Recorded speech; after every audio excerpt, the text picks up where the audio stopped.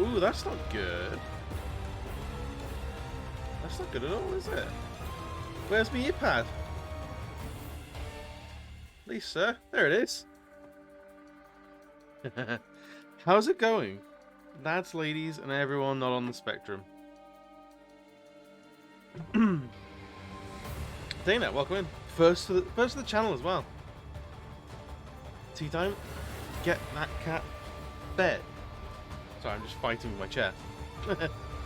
Can you believe I got all of this set up today with my Stream Deck? I'm learning. I'm the techno man. This is a low-key stream. Hang on, what? I see. I got it. It took me a second. Cause oh, it took me a second. Dana, who filled you full of beans today? But Udon, welcome in, buddy. How you doing? I enjoyed the big boy space scenes, the film characters of the film, less so. Yeah, I'm feeling similar. I'm feeling mighty similar. Actually, there's something with this. It's not quite sitting right at the moment. What is going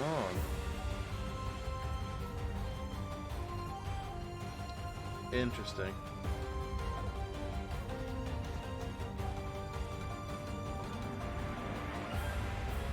So something's changed with my little profile thing. So you can't see the top like little bit of my iPad screen. Oh, thoroughly underwhelming things. So just wait. It's already on Disney Plus. It came out like mid last week, and honestly, I gotta say, like, I kind of liked it. I thought it was all right. It was Marvel doing something slightly different, which is rare. I'll give them that. It's rare, but like, was it the worst thing in the world? No. Was it the best? Also no. But like, I don't know. The Flash was great. Honestly, that was like the standout take home.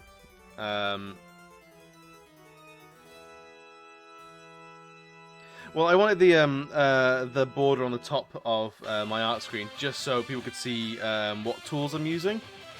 Just the UI of Procreate is pretty clean as it is. So yeah, I'll tinker with that later on. But anyway, that's fine. Yeah, it's like, it's fine enough. It's not the worst film in the world. It's not hugely notable. It couldn't run it in a lot of Asian countries because it had gays. It did. It had the first like confirmed outwardly like gay character, who was adorable and probably like one of the most relatable people in there because each had a family. Him and his Iranian. I think his husband was Iranian. So not only was it a gay couple, but it was an interracial couple. And a one of said members from one of the conservative no demographics, you know. I think he was either Iranian or Pakistani, or he wasn't. No, he wasn't Pakistani. It was definitely like Middle Eastern though. Something about yes, Jor-El, is it? John-El or something like that? T-Don, welcome back. Good. The cat is sated for yet another night. You may live, good human. How's your week been anyway? Have you been able to catch up on the? Why not put the? Your mattress. How was your birthday, Udon? Actually, I wanted to ask. How was it? Did you chill out enough?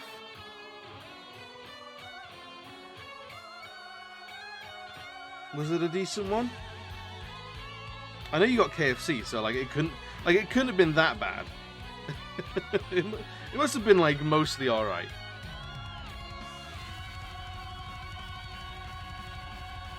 But yeah, Eternals, I liked it.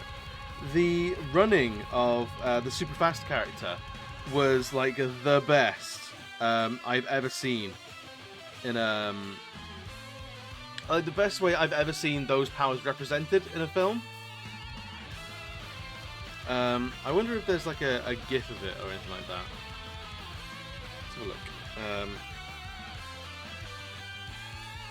It's like Flash. Oh my. Zamrock, thank you for the host, buddy. How you doing? Welcome in, welcome in, welcome in. We're just looking at how they run in the different. It's like this. If this is a GIF and it loads. I hate this. I really hate this. What's he flapping his arms like that? Like he's like a semi-swim? I don't know what's going on there. Like a hugely uncoordinated man is that Flash. The bucket of queso was grande. No, you gotta have too much chicken on your birthday. I'm doing well. I'm full of beans. What was the Eternals character that ran fast then?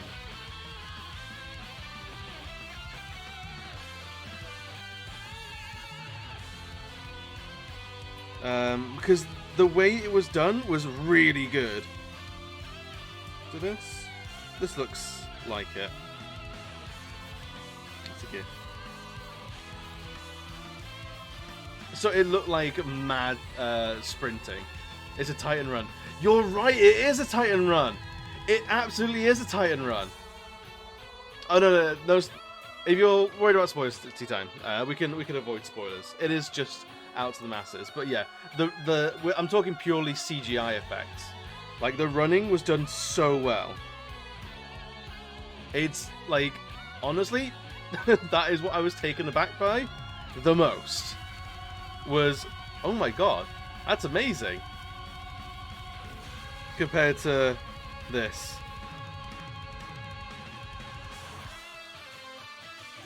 I don't know, man.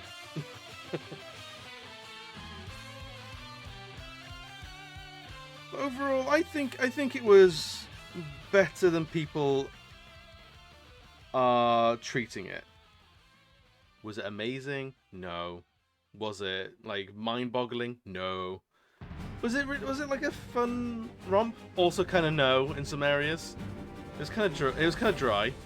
The Flash is awful. Yeah. Doesn't help that Ezra Miller is like a pretty weird, salty type man as well. Because isn't it him that grabbed a fan by the throat?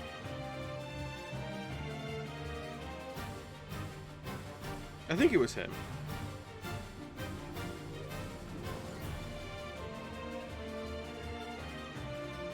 But yeah, that's some no-nos. He's running super fast with his actual movements running slow-mo. Yeah, right? Like, why is he in slow-mo when everyone else is crazy fast? I mean, there was the moment in Justice League where he runs up, he's like trying to get around Superman with his super speed, and Superman just kind of like is holding back something. He kind of goes, and then you realize like, oh shit, he works on the same level. He can go as fast. I mean, as fast as is needed for that scene. So that was a good moment. That was well done. But by and large, like, yeah, not. I know it's a bit weird. I don't know why he plays a character. Yeah. Well, apparently, he grabbed a fan by the throat in a bar or something like that. Apparently, they were being like quite pushy for like autographs and things like that. So like they weren't being the best, but also you don't grab people by the throat like that. So.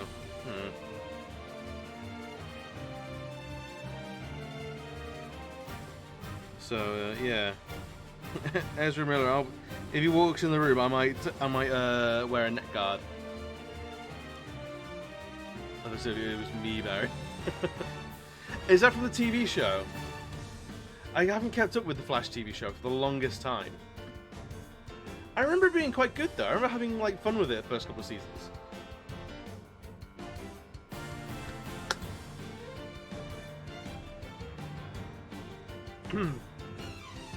Oh, the animated one.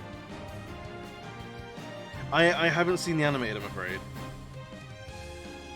Let's not say I'm against trying it.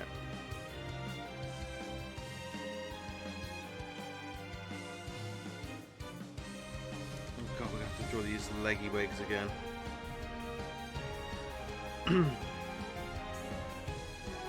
But yeah, so Eternals I liked. Long and short of it, Eternals I thought was worth the runtime.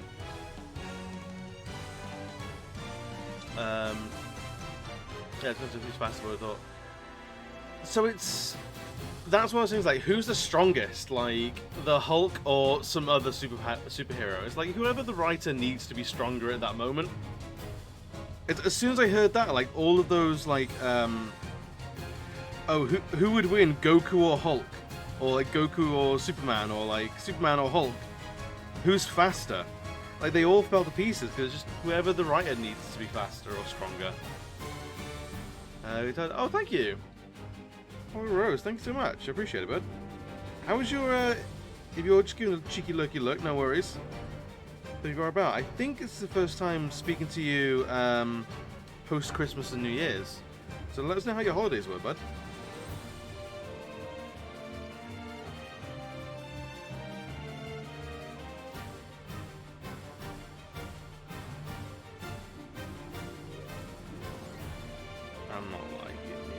At all. You know what? Nope, that's not what I wanted to do. Yeah, let's do this.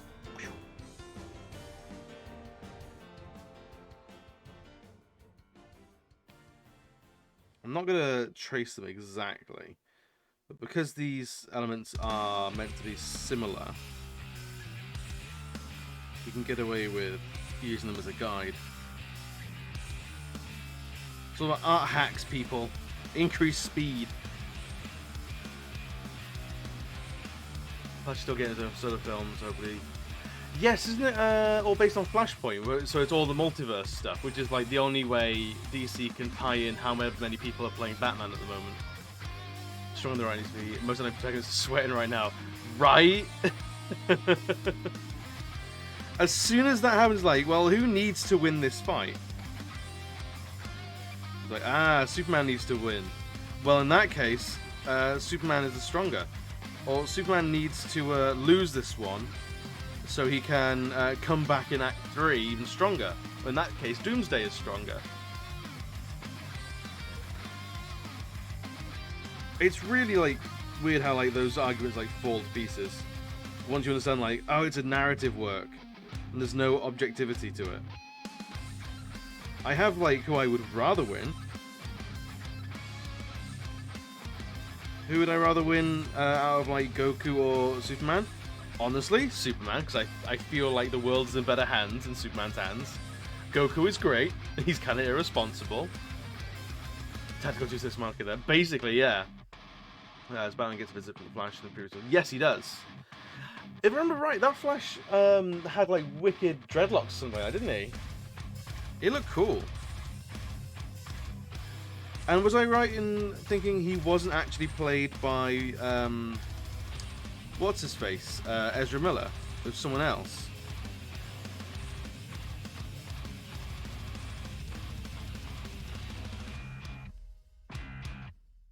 Was it? Hang on.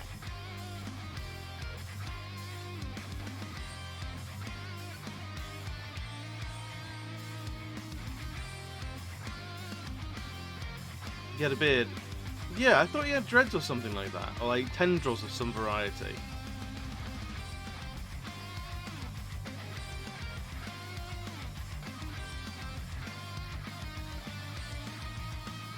Promo's a banger. What's Promare? Is that a song that I just had on? Was it still Barry Allen? Was it still Ezra Miller, was it? He didn't look...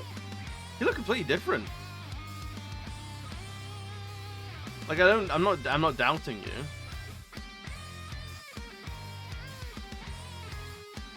Was he maybe like wearing a shroud or something? Such a funky helmet. Yeah, potentially.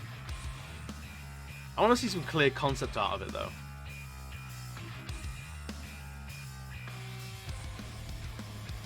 Like, if we can get some, like, proper concept art of that design, I'd be super interested in seeing that.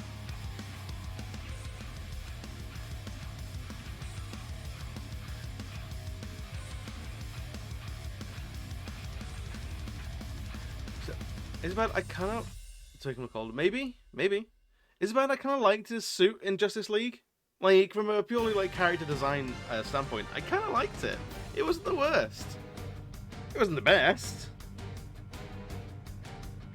But, like, I can get on board with it. I can vibe with that.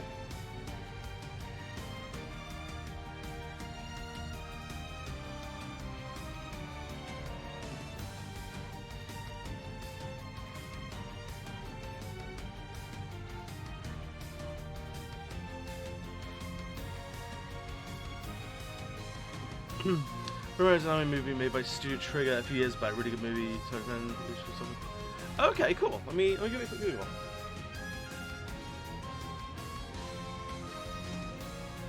Oh shit! No, I recognize the main character. I remember because he looks like Kanema from Gurren Lagann.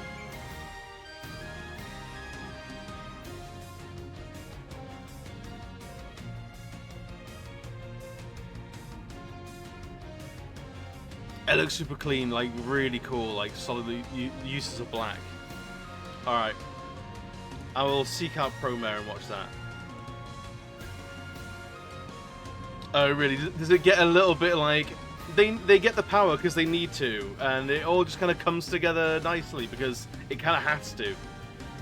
I just want to run through my class. You have something on your face because of all the flies and dip. Yeah, right? Unless, like...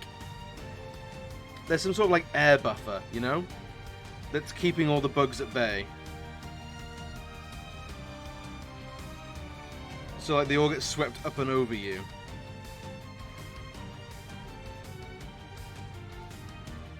Maybe that's how it works.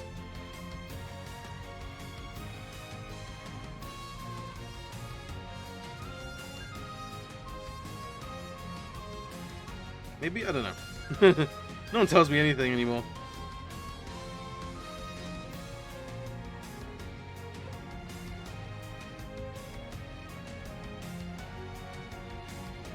Hey, Akuma man, welcome in, buddy. How you doing? Kind of about reaching a 5 on the energy scale. Going to 10 with Kanema being I mean, yeah, Kanema is like breaking the scale. Gotta love that man. Maybe he gets melted. Yeah, maybe like the bugs do hit, but they're immediately like incinerated.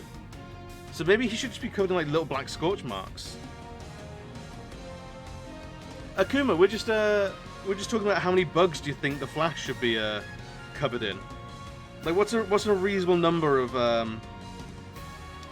bugs do you think for Flash? We're asking the important questions, you know.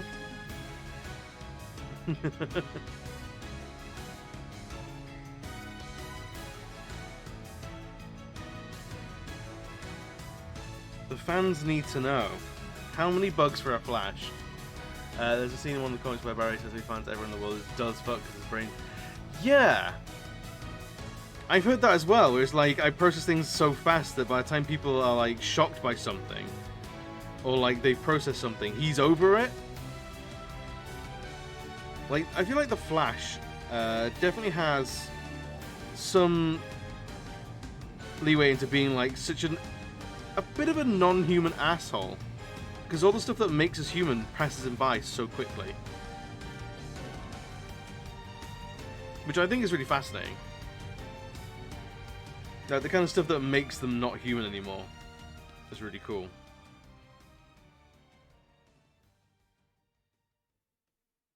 But if you want to start a list of, like, what has Barry Allen done that makes him an asshole?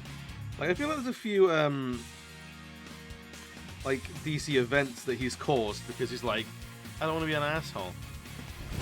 Emotional damage. You're right, Barry Allen does cause a lot of emotional damage. Icy, how you doing, my boy? I hope you're well.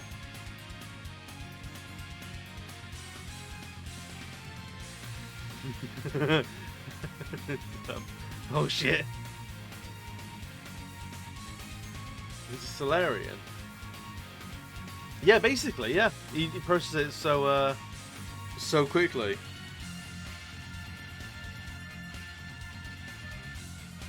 I'm doing very well, thank you for asking. This week, so far at work, has been a little bit mental. Nothing has been going right. But you know what? I'm not sweating it. They don't get my my energy like that no more.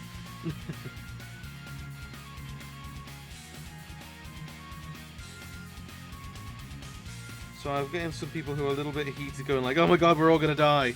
I'm like, whatever man, everyone dies someday. I'm gonna place my bets on 30 bucks. 30 bucks per millisecond. Alright, let's put a new poll in.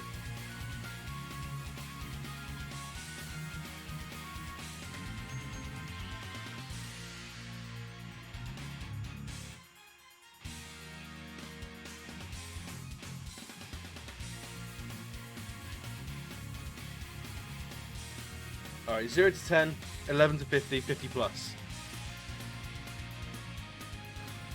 Apparently the UK is trying some 4-day working weeks for the comment. Oh, excellent!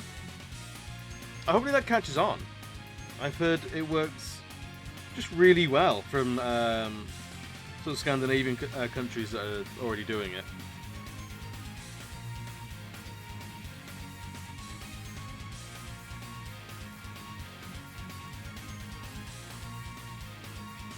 So hopefully, 4-day work week, here we go. Although, I'd be really fucking annoyed if I go part-time this year, and then the same year we go down to 4-day working week. After all the agonizing that my company, well, not my company, but the company I work for, took. I'm going to Google real quick, how many bugs does the Flash run into?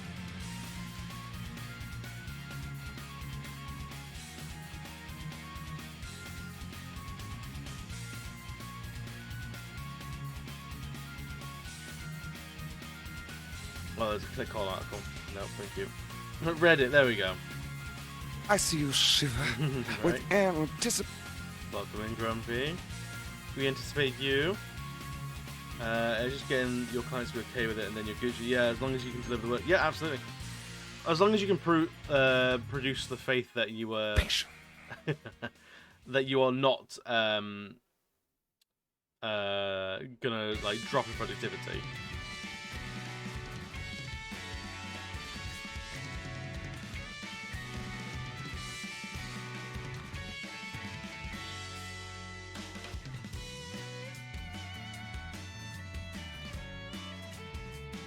John DC, I suddenly want to see someone play Superman 64 on stream. Oh god, Superman 64, holy shit. Why would you want that? I mean, yeah, watching someone do something they hate. Fair, fair, fair. I just don't like how that eye came out. That game was, oof. I think I'm lucky in some ways that I didn't get that as a kid. That would have broken my heart. Like, how to tell your kids that you don't love them is get them Superman 64.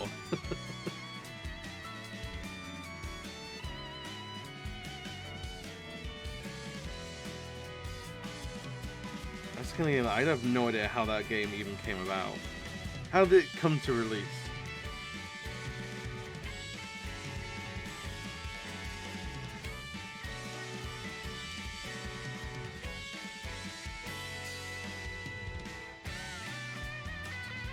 Money. True.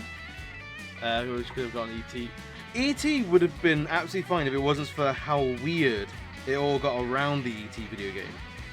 Because that was the game where they started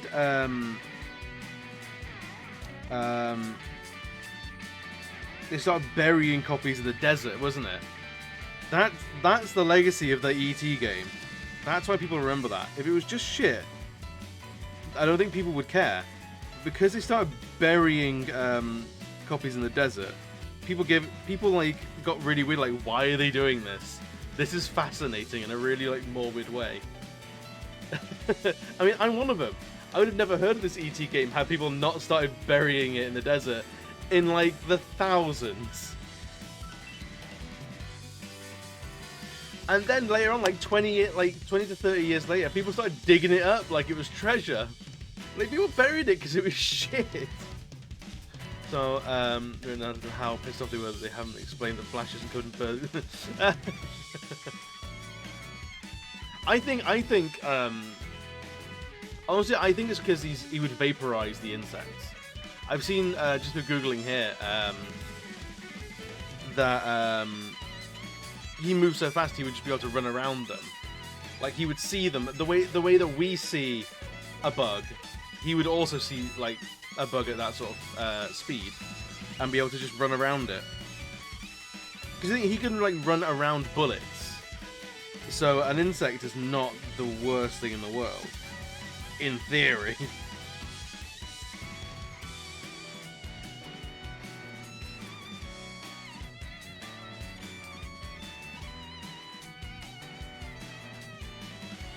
I'm willing to be wrong on here. Let it be known I'm always willing to be wrong.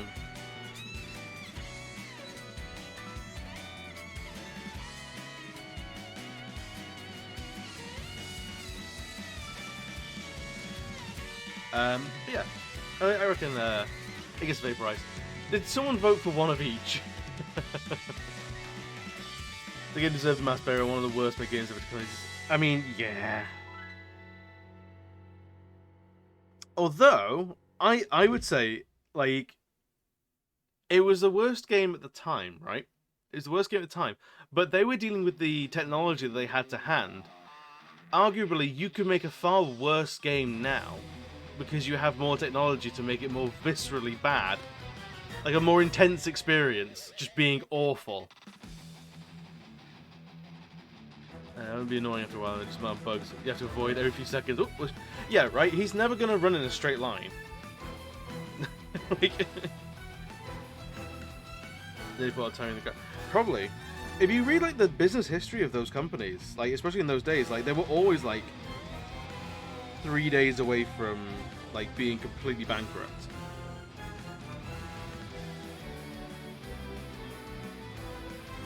Like, I don't know if there was any game throughout like the 70s and 80s, or a company making video games in the 70s and 80s that were like, if we don't do well, like we're out of a job forever.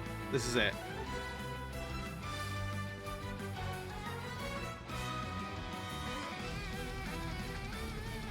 And it's much like today. You see huge developers going down real fast. Okay, Ocarina of Time for the first time last night. Oh, how did it go? I've not actually played Ocarina of Time. So, dish the deeds. Does it hold up? Was Ocarina of Time the one where you are young and not old Link?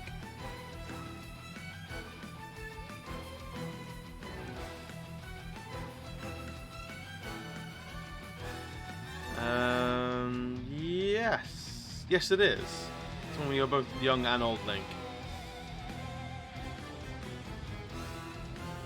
Yeah, it's because, I mean, the only Zelda game I've actually played is Breath of the Wild. So, have I been spoiled by by the Zelda games I've played so far? You betcha. Well, I'm curious to go back to them.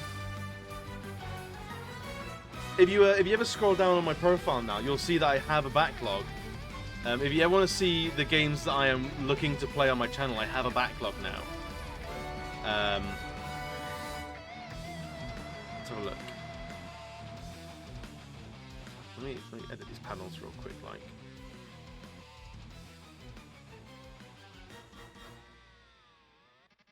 Put you up there.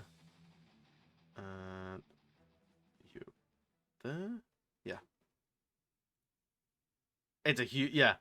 And like, I mean, this is like, I want to stream for the rest of my life, because I'm enjoying this, right? So I'm in no rush to finish this backlog. This will grow and evolve as I play games. And as people recommend things to me. So like, as games come out, so like, Darkest Dungeon 2 will go on there when it gets to a release state. Breath of the Wild 2 will go on there. Future Devil May Cry's will go on there. So it's going to grow, it's going to evolve. It's not a set in stone thing. But if people were down for watching me play Legend of Zelda games as like a complete noob, someone who's never played them before in his entire life, I could be persuaded.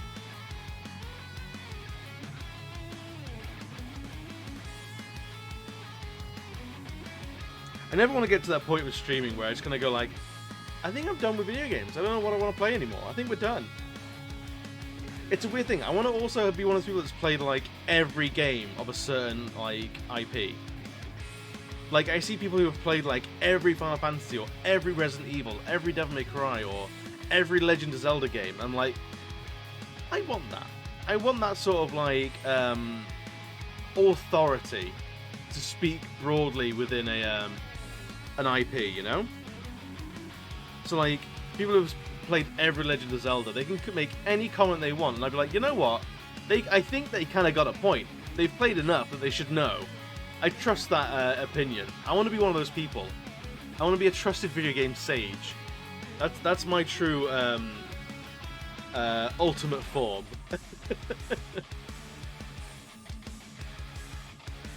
I think I'm going to chase out a Metal Gear Solid and Devil May Cry.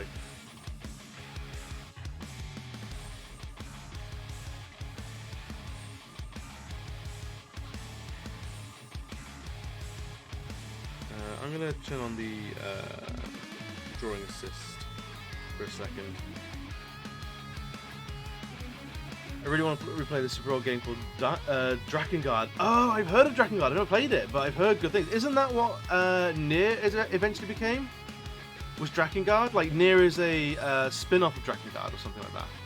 Why play Legend of Zelda when you can play Conquer Bad Fur Day? Yeah, just Conquer forever. You know, you get like Minecraft streamers or like Legend of Zelda, like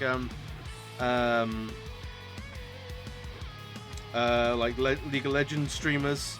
Yeah, fuck that. I want to be a Conker's Bad Fur Day streamer forever. Barrels may cry. I like that, Grumpy. And also, did you see the unfinished plan on PSX? They ditched for the N64. I did not. If you have a link to that, Grumpy, by all means, stick it in the chat. We'll watch it. We'll watch a little bit of it. Conker's Bad Fur Day. Let's fucking go. Going to deal with the Dragon for his power. Price of the deal. He gets his tattoo. Price his voice becomes a mute. That's cool. I like that. Be a game sage. You want to be a Fate lore sage? Yeah, right.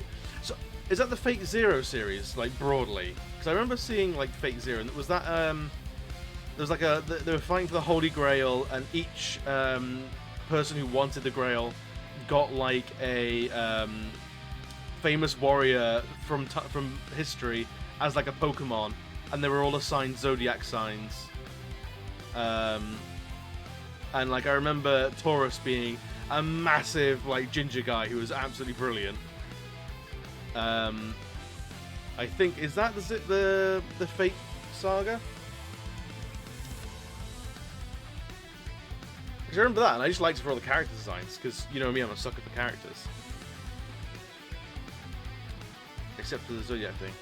What was the Oh no, it was like Lancer and Chariot and Knight and stuff like that, wasn't it? It wasn't the Zodiac. It was they were called like Archer and Lancer and Chariot and stuff like that, and Berserker.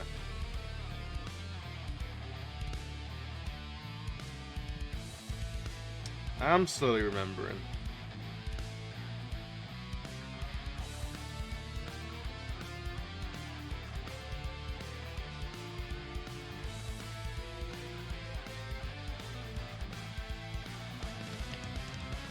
The tattoo appears whenever the body is price and then character's tongue. Oh, cool!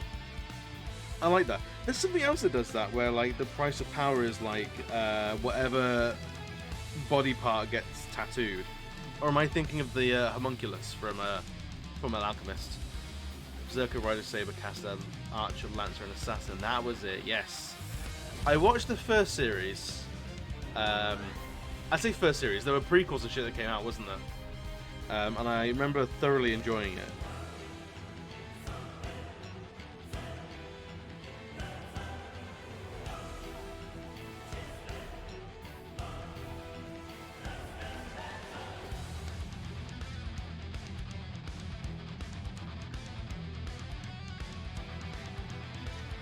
Turn drawing assist off for a second now. We've got our base shape there.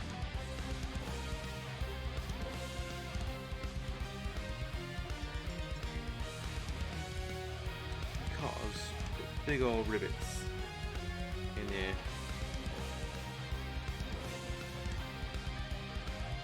So yeah, I want to become like a video game sage. Zamor, if you want to be the Fate Sage, then like I fully support this dream. You have my utmost support to go out there and just absorb everything about Fate lore.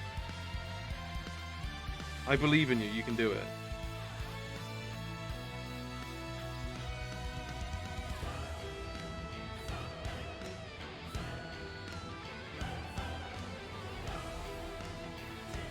Maybe I want to go into like Metal Gear lore just because of how fucking bonkers it all is. You know? Like, no one's gonna be able to argue with me.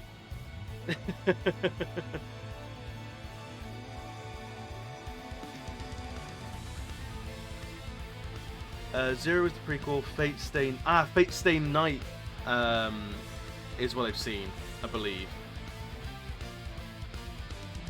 But this is going to take years.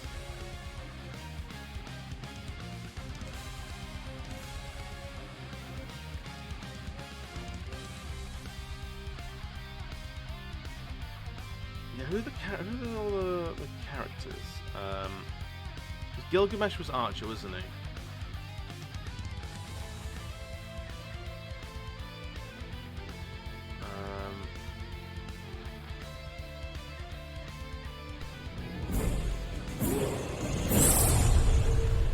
Udon?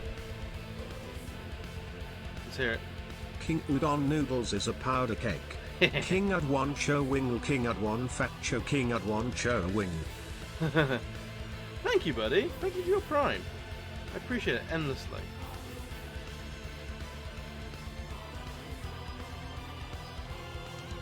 You're a good egg. You're a good mod. I want to see you back online sooner rather than later. I keep saying this. I don't mean to, like, drum it in. But I want it. I want you online.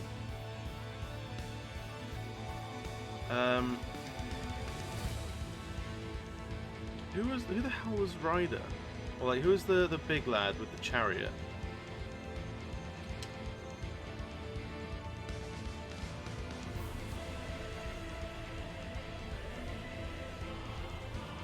Zero has a burly redhead guy. Yeah. The chariot of Boudica. Boudica, maybe. I want it now. Right?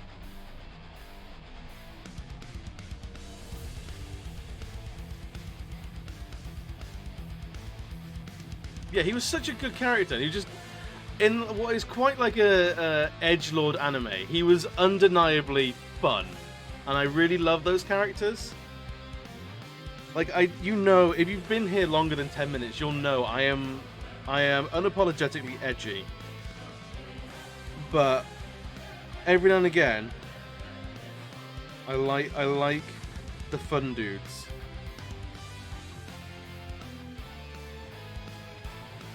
I like that.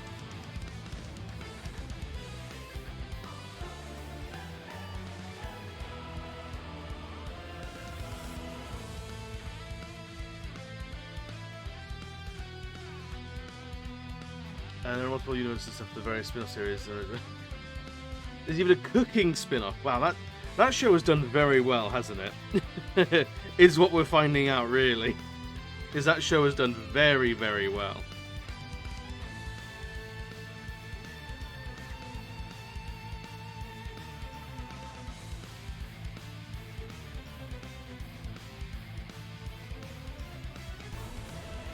Right. We have next a lot to do. Oh boy. Oh boy, oh baby. Let's turn the drawing stop once more.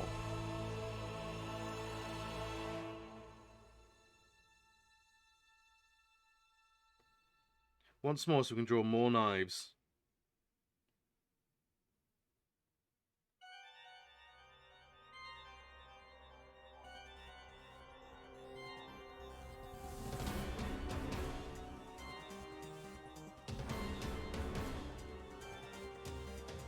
This is like one of those flat, sort of like rough-hewn knives.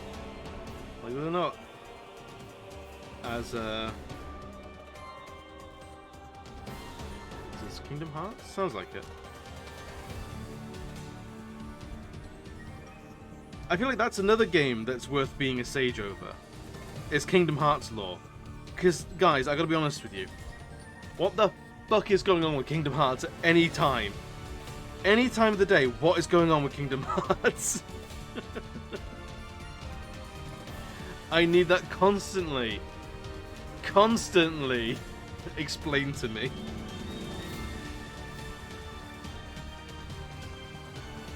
Shit's wild.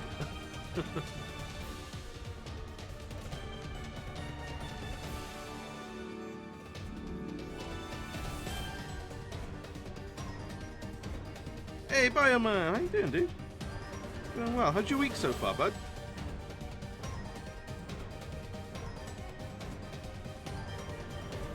Also, I feel Kingdom Hearts is a massive institution, right? It is a huge game series, beloved by a lot of people. And I need to know, am I justified in feeling a little bit shortchanged in how little Final Fantasy we got in this big old crossover? Because I feel like in Kingdom Hearts 1, you start off on the island that Tidus is from, or no, Wakka is from. You got Tidus there, you got some Moogles and stuff. You go to the big hub city, and you've got Vincent, you've got Cid, you've got Yuffie, Aerith, Sephiroth there, Cloud turns up eventually. Tons and tons and tons of Final Fantasy characters. But then by the time you get to 3, like, you only get Sephiroth as like a bonus boss, and outside of that, I can't think of many Square Enix characters. So it was Square Enix does Disney, which is fair enough, but I was promised Final Fantasy, and I never got that. And you know what? I'm upsetty spaghetti about it. I wanted more. It would have been nice to have more Final Fantasy. Exactly, right? Am I unreasonable in this thought process? Any COD zombie sages? Ooh! That's a point, because I haven't played Call of Duty Zombies since World of War when it first debuted, when it first came out. I haven't played Call of Duty Zombies. I had a lot of fun with it though. Oh my god, Grumpy, what? Has he made a King Slime emote? That's nightmare fuel. Holy shit. But it had been done. What just more trademarks? Maybe? Maybe? I mean, even like the Disney stuff went out the window with all of like the Section 13 or whatever it was stuff. Kind of like you only had Mickey with you because he was like the king. He was King Mickey for whatever reason.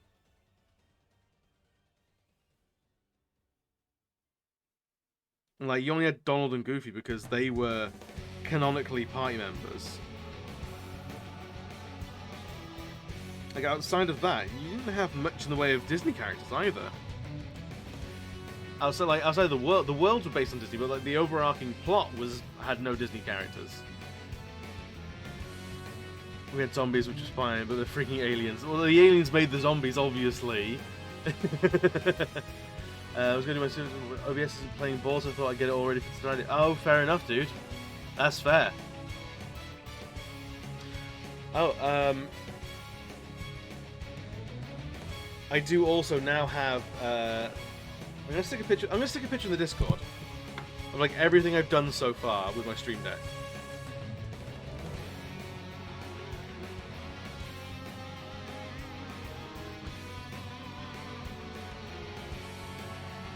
So you can see that it's working. Oh, I'm like Anakin with his pod racer. It's working.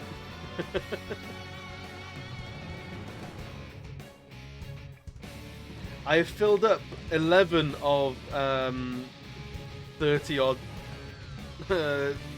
blips. I think it's 30. 1, 2, 3, 4, 5, 6, 7, 8, 16. Yeah, 32. 32 buttons, and I've filled up like 11 of them so far.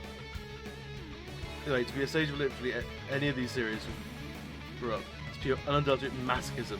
You're not wrong. You're not wrong.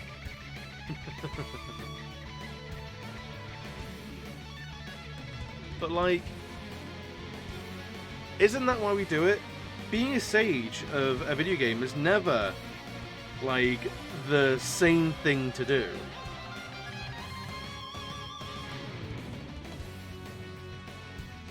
It's never easy. We do it for the benefit of others. We never do it for ourselves.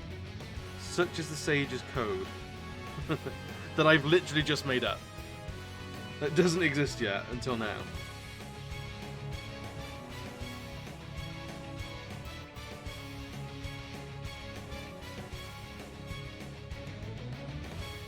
I tried being a Tekken sage way back in the day. But yeah, that's a whole thing. Holy shit. Tekken is... It's just keeping track of who's been thrown in a volcano and who hasn't. Like, I'm not gonna lie. That's a big part of it. It's keeping volcano stats. They have little screens with buttons. Yeah, man, they're fucking gorgeous. And yeah, they're actually like pretty detailed, like little screens. So I don't know if it shows it on the picture I sent in the Discord. If you want to see what I'm doing, jump in the Discord. No pressure, just lots of pressure.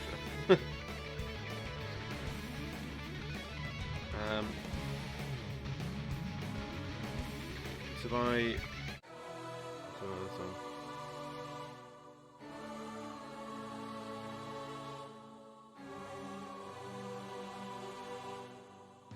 So my my Spotify buttons actually show the album artwork from Spotify on the button, so it will change. Oh, I haven't turned Streambot on. Sorry, dingus moment. We'll turn that on right smart. Tic-tac-toe sage. Are you really? Are you legitimately like a tic-tac-toe or noughts and crosses sage? Because that's brilliant. I love that. Like, get into your niche knowledge. I'm here for it.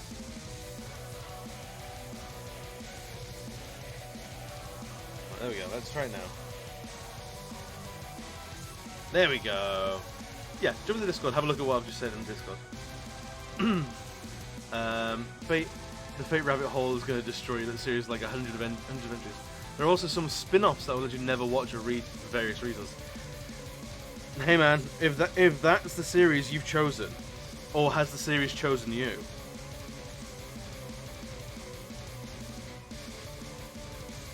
Like...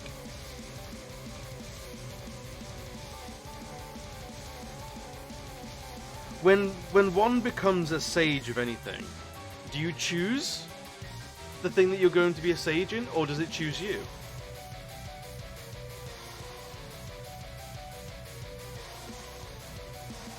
You must always start first. Is that all of it? Microsoft. Yes, Microsoft owns Blizzard now, or is soon to own Blizzard. I've seen some people saying it's either happened or it's like on the cusp of happening. But honestly, if they can clear out some of the Amazon execs, the Blizzard executives, I'm alright with it.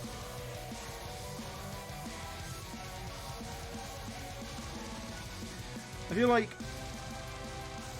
did Sony buy Naughty Dog or something like that? Is that something I remember hearing recently? Because I know Microsoft bought Bethesda not too long ago. And I think I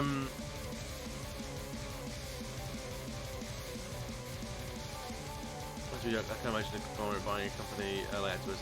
Honestly, I wonder if part of the Activision Blizzard sale to Microsoft is because they're going so cheap at the moment. Because of all the shit that's gone around with them, because of all the allegations and the abuse and stuff like that, they may well just be super cheap right now. That might be a genuine factor of it.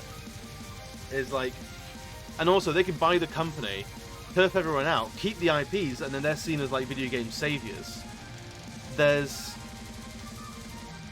cheap buyout of popular games for bypass. Exactly. I think Icy's on like spot on. I think that's what they've been got. That's what their angle is. So they've really got themselves a hell of a deal.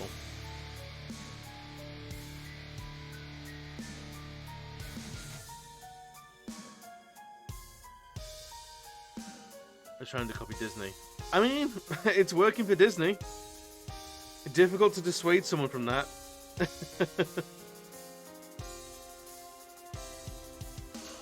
Yeah, we were talking about it briefly in the Discord. Lux,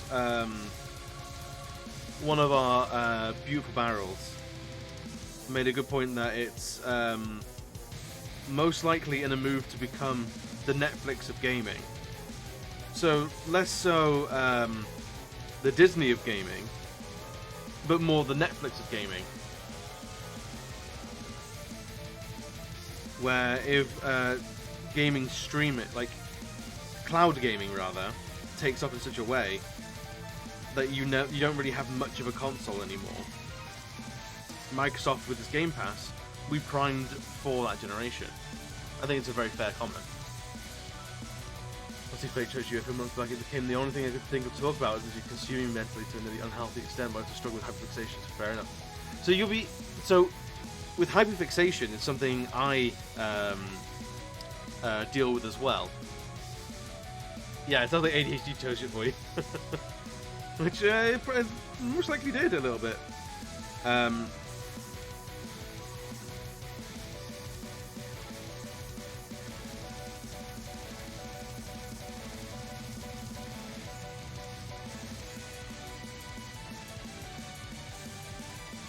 It's just how it happens sometimes.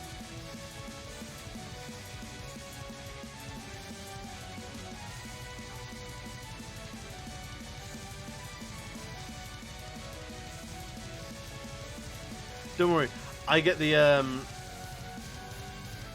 as I'm in the exact same boat every day. I'm feeling like, you know what? I might not, but I also very might be ADHD as fuck.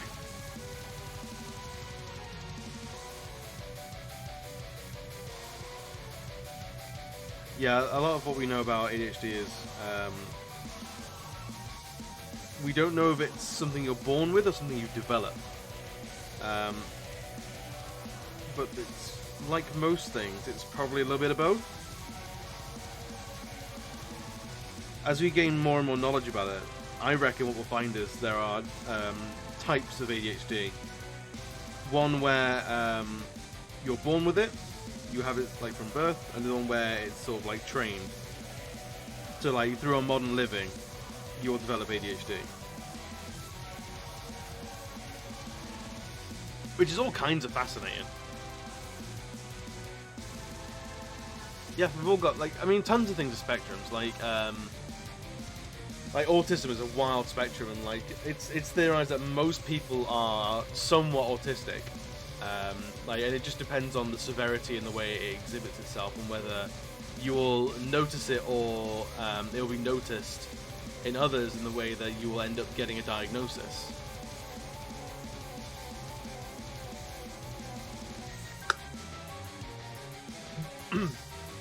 But I was talking to my dad about this ages ago. Actually, it was a long time ago now, and basically he was saying, I don't really know about it. My dad's usually pretty, like, generally pretty good with the whole, like, mental health and things like that. But he was given that a little bit of an old manish. I don't know, like, back in my day, we didn't have any of this kind of stuff. And it's not until I sat down and went, like, no, we always had this stuff. It's just we didn't have the experience, the knowledge, or the names for it. So, like, that guy who's just a little bit of an horrible bastard might not be just a generically horrible bastard. He might have a personality disorder. He might have any sort of, like, autistic triggers that he may be suffering from, like undiagnosed mental health issues that cause this person to act in that way, or like, oh, Barry's always been a miserable git. No, he might just be clinically depressed. It might be a condition that if he had the right medication, he wouldn't be such a miserable old bastard. And like, with allergies and stuff like that, oh, people have always been allergic to stuff. It's like, well, not really, not in that way, but like, people have. But what happened was, oh Christ, what have we done? People were always allergic to peanuts. It's just didn't have ready access to peanuts. Or you had access to peanuts and you mysteriously died of choking on a peanut. Maybe you didn't choke on a peanut. Maybe it was anaphylactic shock. So as we learn more about things, the more like random happenstance is basically gone.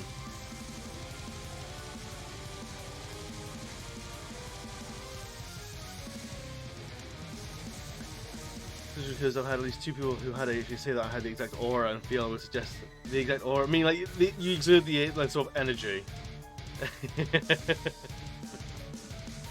I like the idea of an ADHD aura, but I get what you mean. I get what you mean.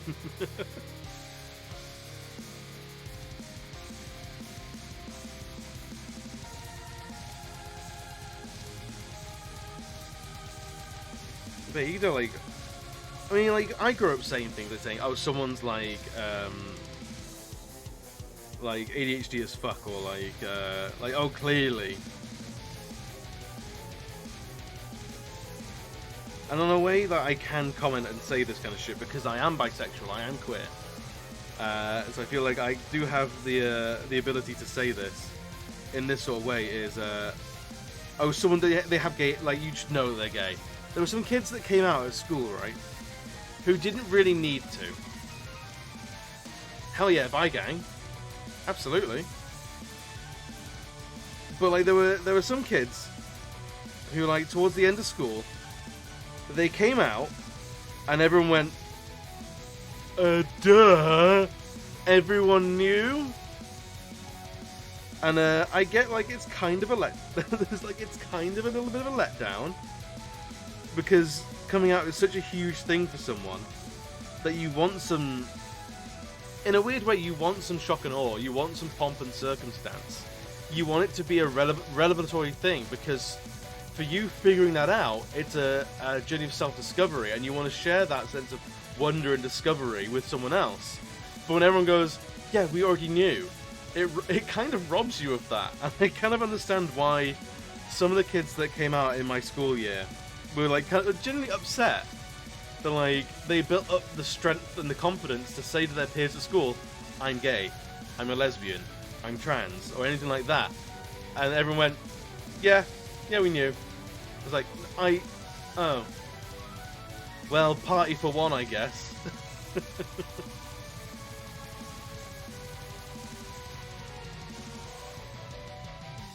Yeah, I think we'll... So, like, in terms of, like, an ADHD aura, I get it.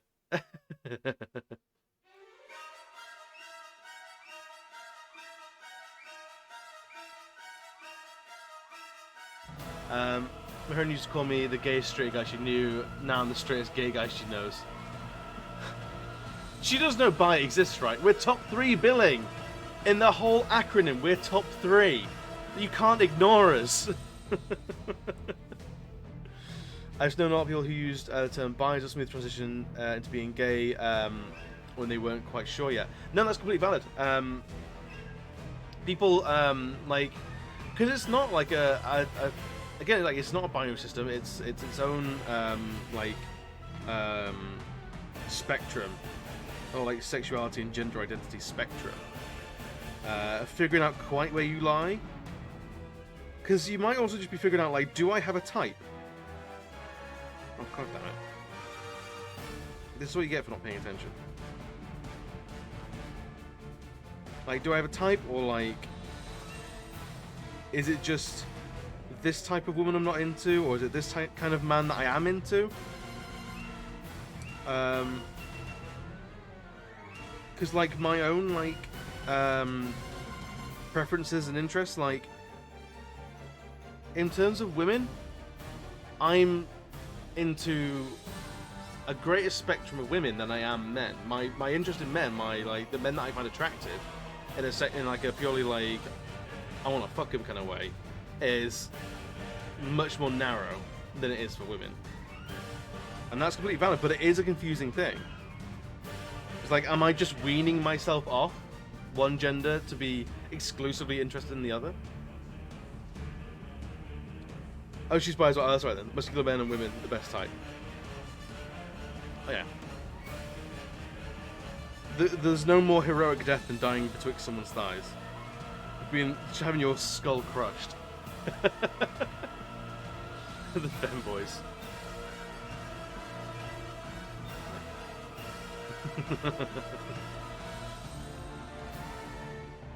Nothing more confusing than the femboy.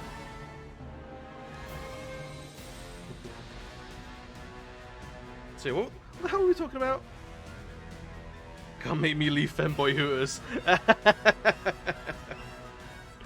Man, I haven't heard of femboy hooters in so long. I love it. So good. Honestly, the best thing about being queer is the memes. The memes for being gay these days are so good. Like, if you go on like the bi subreddit, it's so good. Everything is brilliant. Because everyone understands that they're like just a complete mess.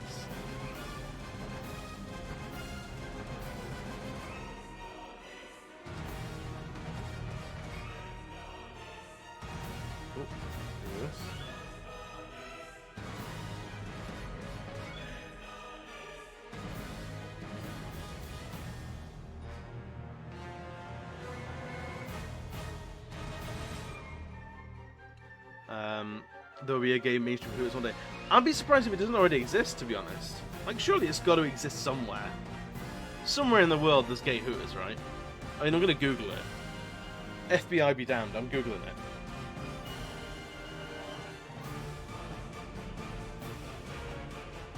Well, it auto-completed to Gay Hooters Dallas. And apparently there was a place called Tallywhackers. Apparently Tallywhackers is the place that used to exist.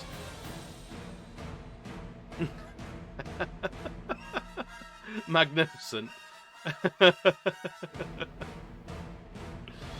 Oh, come to Tallywhackers.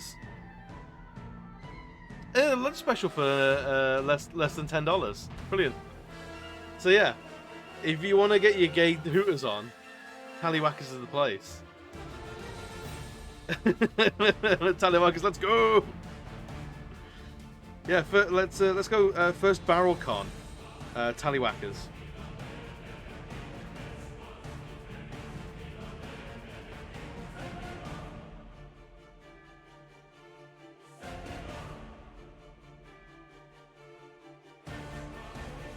So yeah, Tallywhackers, totally a place. It looks like it might not be around anymore, which is a massive shame.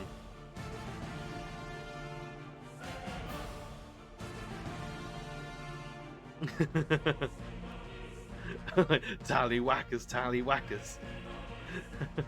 Also, Udon, that Let's Go emote is like straight fucking fire. I love it. It's so legible and so brilliant. It's good. It's good.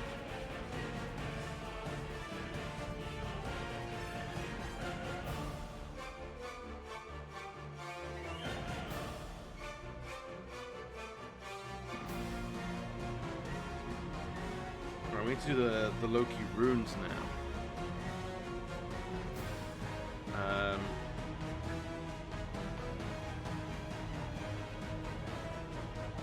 Let's draw these out.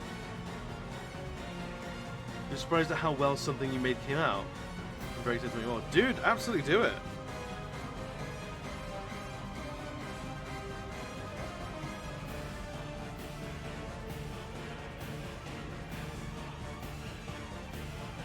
If you're ever hard up for cash, like legitimately, you can make some like hot money from that.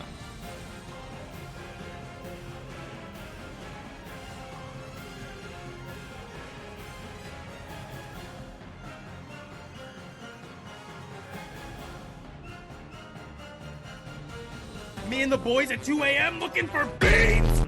Always looking for beans. Just keep your fridge while pivoting. Always pivot responsibly, man.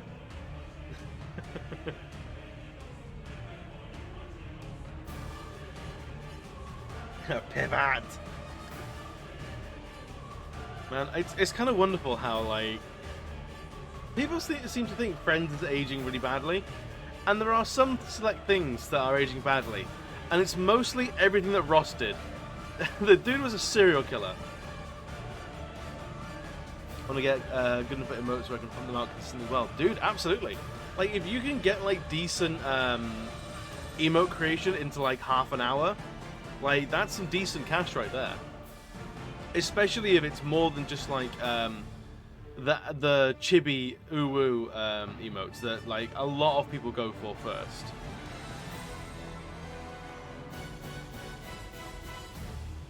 I see. Everyone's guilty of it at least once.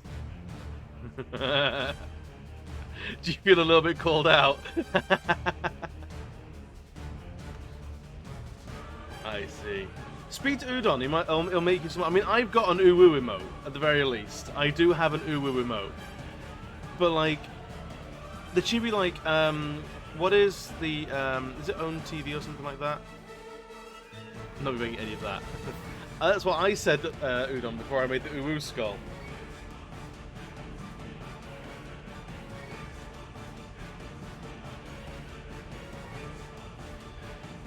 Yeah, Own TV do like emote makers, and they're like, they're not good.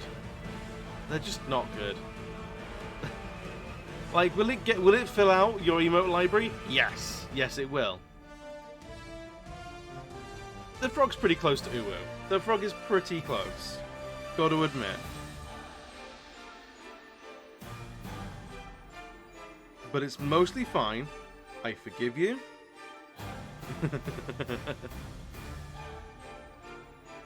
But you love chibi, is that?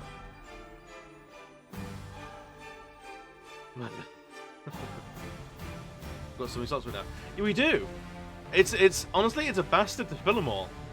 I've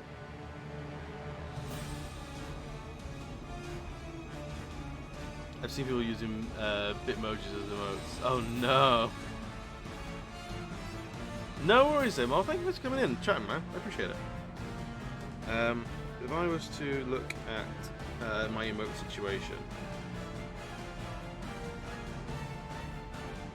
I'll see if it logs me in or not. It should do. There we go.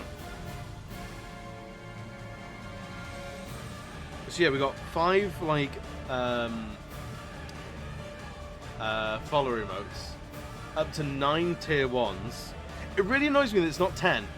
I don't know if that's like a reasonable thing, but it really fucking annoys me if it's not 10 emotes for tier 1. Tier 2 and 3, who gives a shit about tier 2 and 3? No one gives a shit about those. No one's using them. I think I have one tier 2 subscriber, and she's a nut bar. I don't know why she does it. She doesn't need to. And then bits you unlock as you go. But I don't know if bits caps out. You took him out, did you? Ah.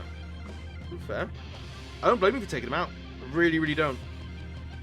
I only keep them in because I want to use them. There's more, like, I want to use more emotes.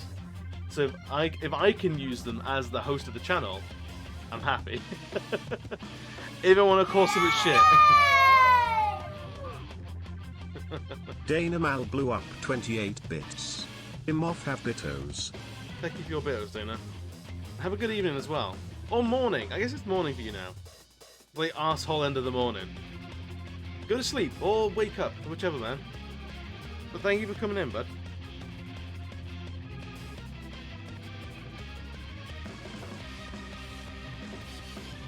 But yeah, I am,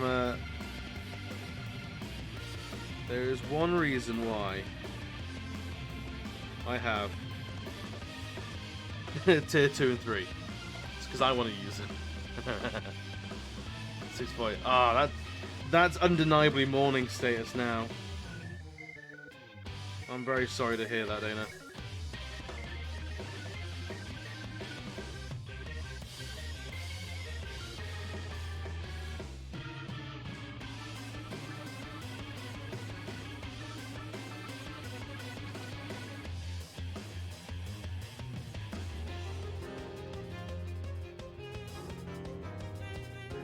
Yeah, I think that looks nice in 3D.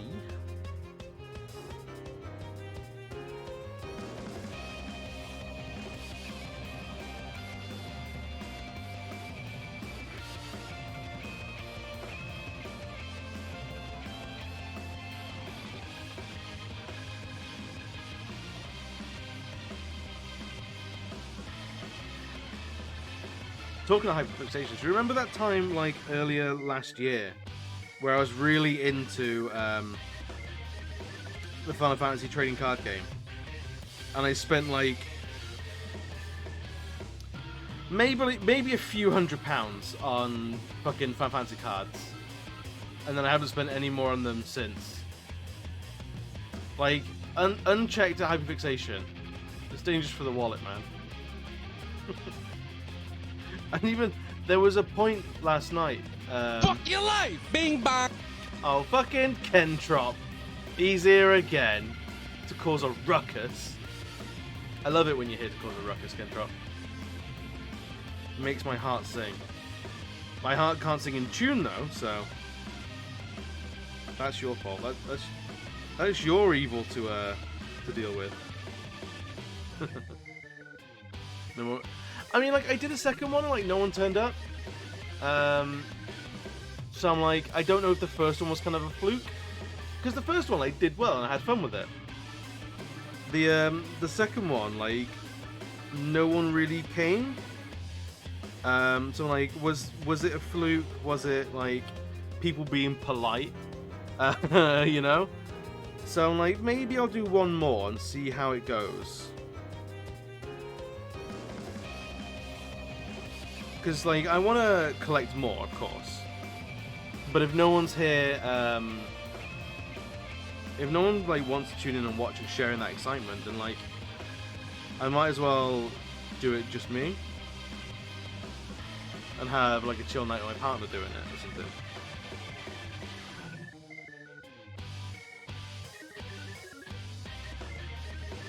Waiting for a raid leader to get a tank. That was too savage, so I'm lurking for a bit. No worries, I appreciate being your backup entertainment for the evening.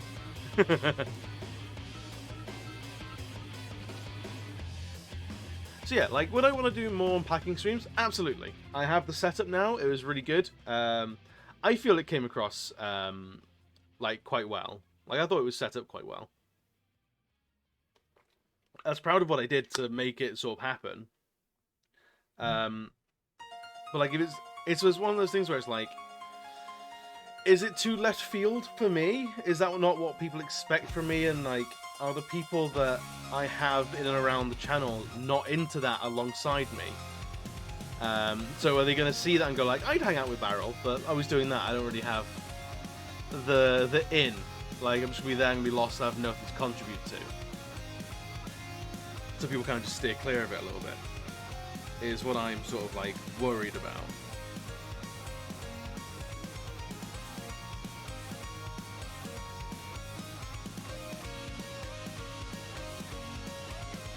And yeah, your backup. I'm your backup entertainment.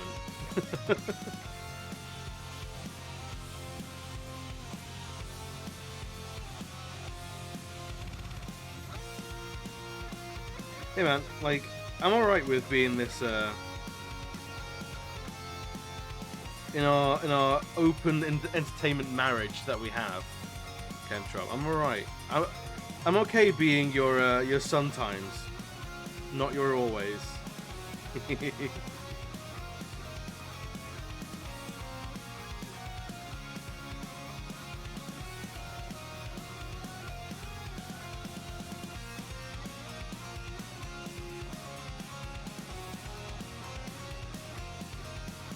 But I hope you're doing well in any case.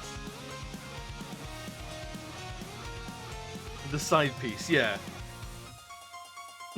That makes me sound like a KFC order. Get a bucket of chicken and a side piece of barrel.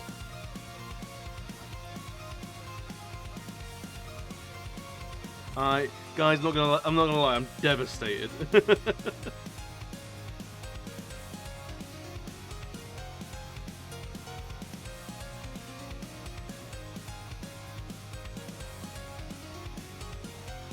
This is the more complex shape.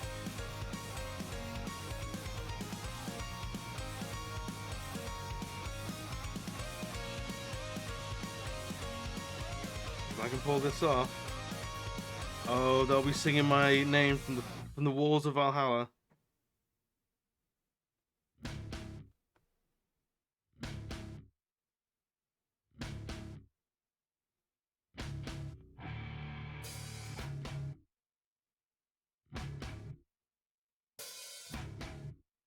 Nope, that's not a good line. That's a bad line. That was also a bad line. Come on.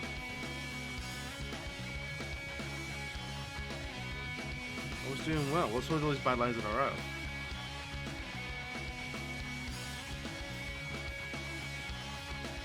Time to stick the landing. Yeah!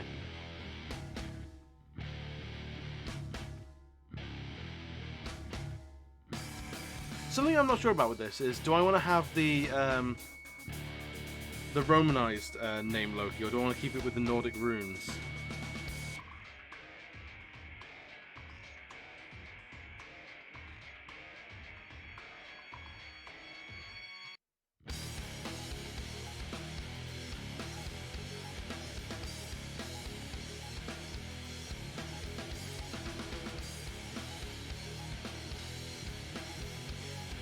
Nope, don't like that.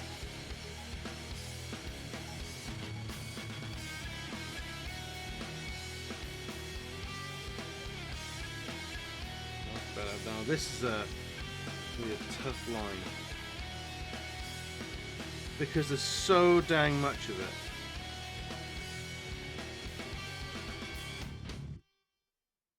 Long lines are the hardest.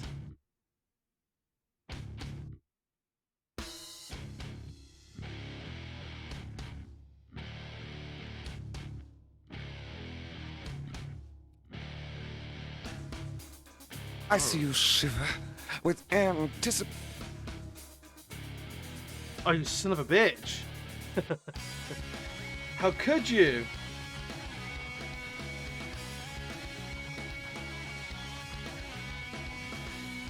You better come back in after this, Kentrop. You son of a bitch, you better. I'ma find you. I'ma find you if you don't. Twitch.tv/OnlyKentrop. That's where I'll find you, obviously.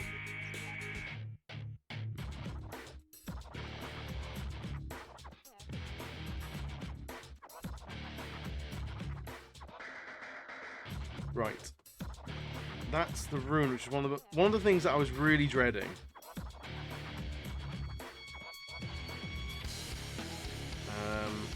bake some of these down now. He's getting there. He's coming along.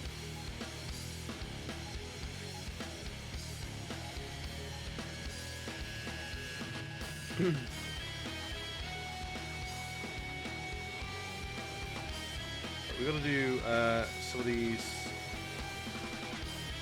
swirls now. Thank you, boy. I appreciate it, man.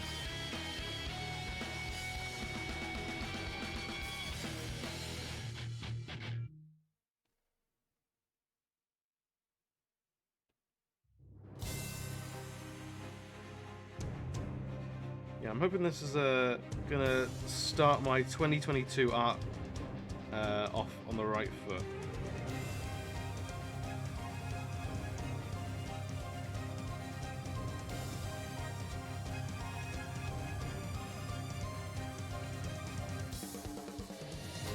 Because there's gonna be Thor, there's gonna be Odin, Freya, all the gang, if this goes well.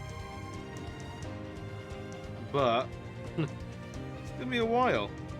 These guys are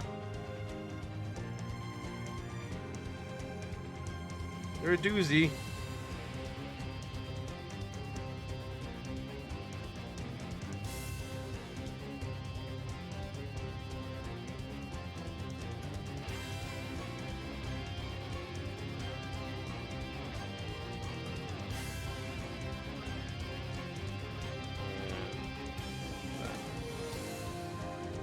One side and to replicate it perfectly. No worries. What do you make? What are you eating? Make me. I have already had like my fill of chili tonight, but make me hungry again. How much does one of these take? Let's see. Canvas information there. Statistics. So far, 9 hours. It's quite a while. Almost 13,000 brushstrokes. So yeah, this one. Hopefully, I'd like to like Akuma. Honestly, I kind of like stats. I'm a bit of a numbers nerd like that. So if I do like 5 or 6 of these, I'd be really interested to see like is my time gonna fall as I get into a routine of them. Because at the moment, a lot of this is like done very just by feel, and just like how does this make sense? Does this feel right to me? Does this look good? No, it didn't look good. Let's go back a step. So there's a lot of like experimentation with the set out here. Whereas the more I do, the more of a sort of routine I can build. So in theory, the faster they should come. So I'll be interested to see if I can make them go from like this one probably take like probably 15 to 16 hours if I was to guess, judging by how far we are. If I can get them down to like below 10 hours, I'd be really happy with that. And then I only need to sell like 10 to make it worth my time.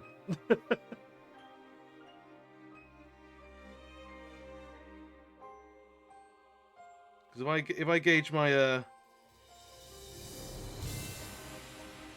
my time as like £10 an hour, and I sell A4 prints for currently sell A4s for like £8.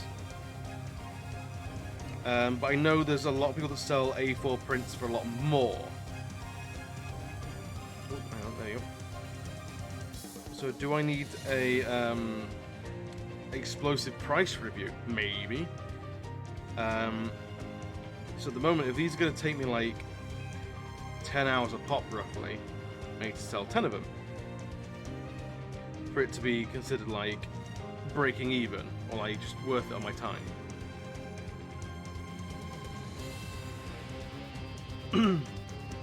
Yeah, Procreate is fantastic. Procreate's got so many cool little tools and stuff that I don't use because I haven't discovered it yet.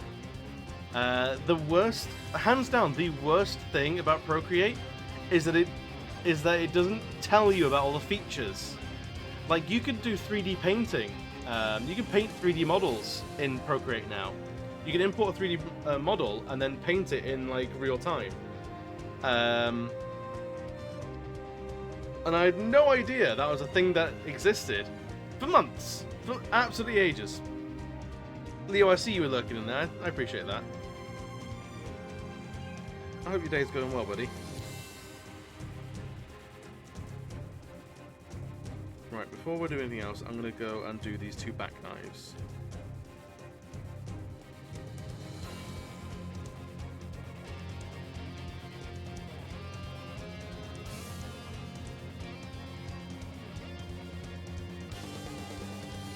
So yeah, Procreate is fantastic. There is another program actually that I'm looking to get into. Shit, what's it called?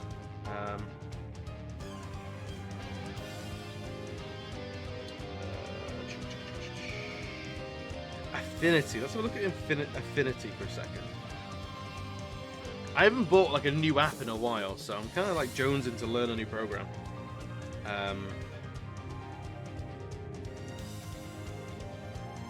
Because in this, apparently you can do what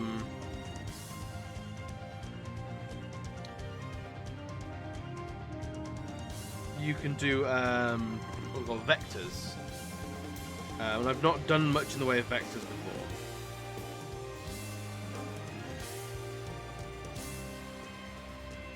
Let's see. So you can do things like this a little bit easier, which I'm super interested in getting to do some of this kind of stuff. Little icons, like... That's cool, I like that. I can do some really fun, like, cartoony stuff as well. Oh, pixel art as well. Alright, fair enough. So yeah, some really cool, like vector art stuff. Which I've never really fucked with vector art before. But other people seem to make it look good. So I want to see if I can make it look kind of good as well. So I'm definitely tempted. Let's pick that up sooner rather than later. Patient. Thank you, Grumpy. Holy shit. 8 minutes we were on the hook for.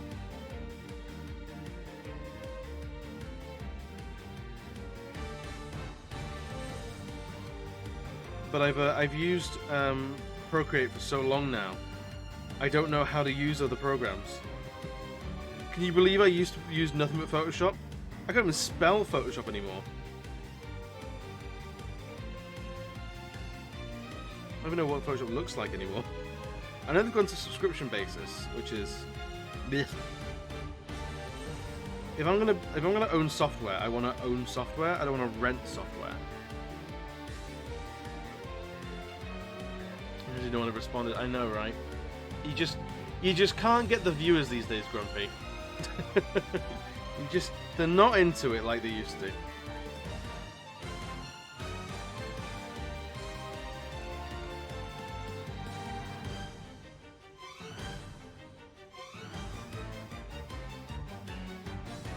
Shit, what's going on there? There we go.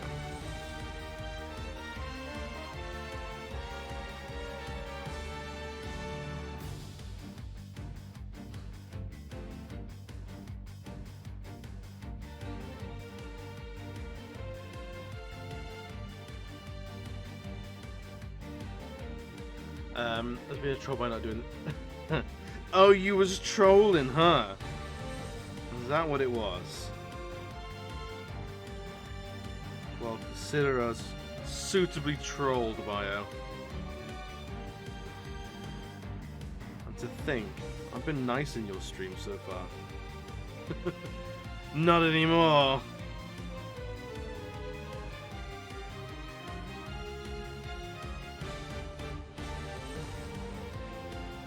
The nice barrel ends now. you done fucked up now, Bio. I'm gonna unmod and immediately troll.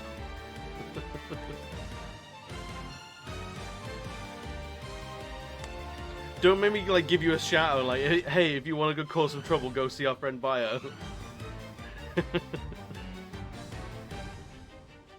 You will rue the day.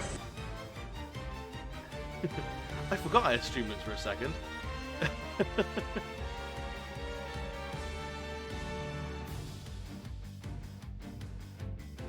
scared the shit out of me.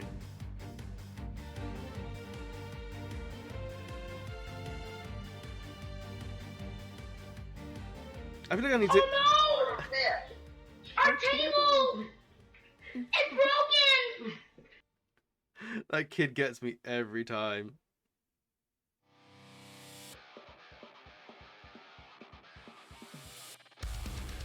I feel like I need to do some sense checking, like how people think my my Streamlabs packs look, and like if they're decent. Yeah, Grumpy, you pulled a little sneaky on me.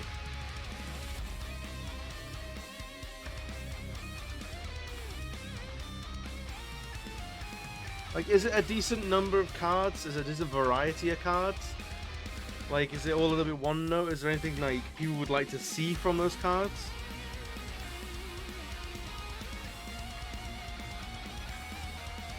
So I spent a lot of time agonizing over how they should look. Because of course I did, I'm an artist. So I want to use them to their fullest degree.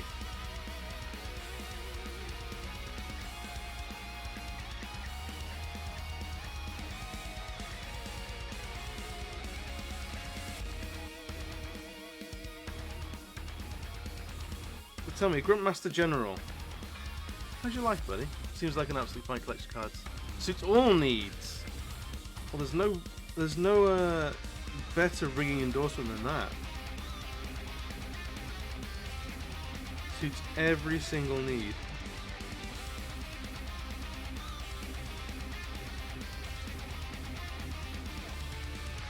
Just can't open them. Oh, fair enough. No, I'm not. I hope I didn't come across. I was making a comment that like, "Hey guys, pay up," because it wasn't my intention.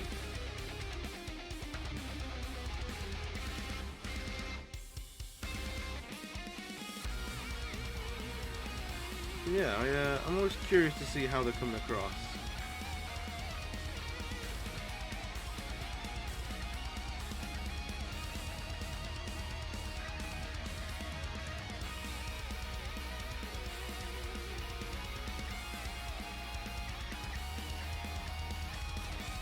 Alright, this one is going to be... Which one? It's going to be a... big problem potentially.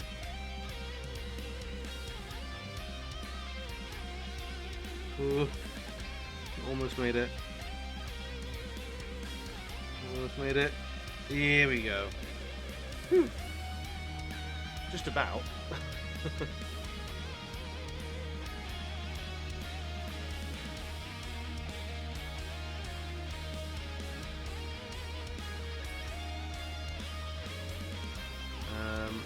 Go through all these like leaves and stuff to make these actually look like vines as well. Ugh. Ugh.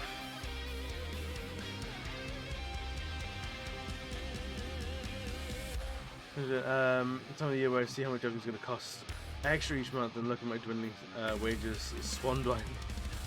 Yes. See, I don't. This time of year, I look at the council tax break and go like, you know what? Nice. But also, for me personally, so like, because I've gone part-time this year at work to do artwork full-time, like as a bigger portion of my my week life, my work life, there's more, how to put it, like, not pressure, but like, the artwork's got to start actually paying for itself. I think it's been doing alright over the past year.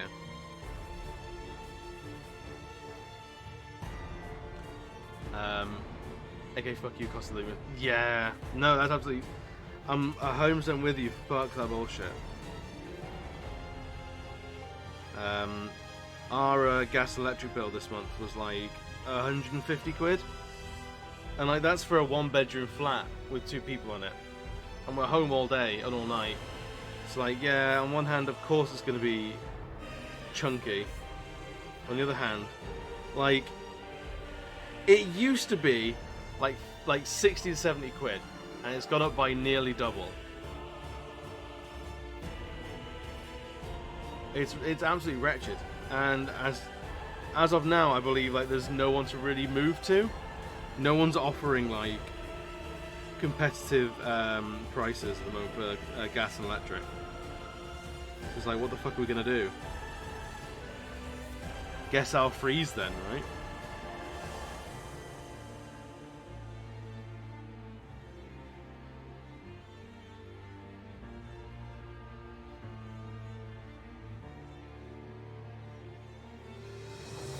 I'll always be very upfront with like money and stuff like that, because here's a weird thing that I read about the other day is people used to discuss their wages like pretty freely. They used to discuss their wages all the time, and then companies made it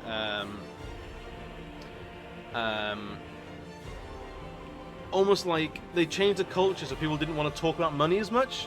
So you stop knowing how much other people made. So you don't know your worth in the company compared to the other person sat next to you who's doing the exact same job. You don't know if there's a pay disparity there, which only companies will benefit from. So I'm all for speaking about your wages more, speaking about how much you earn, and like not judging people over like not earning as much, but judging the companies they work for not paying as much. So me going from 5 days a week to 3 days a week at my normal office gig, I'm going to be down like £600 to £700 a month. So like my objective for the year is to try and make that back up with artwork, either through commissions, print sales, that sort of stuff. I want to keep streaming separate, because it's still very much like the hobby area for me. I don't want to put any sort of like subs or bits or anything like that into the bills category, if that makes sense.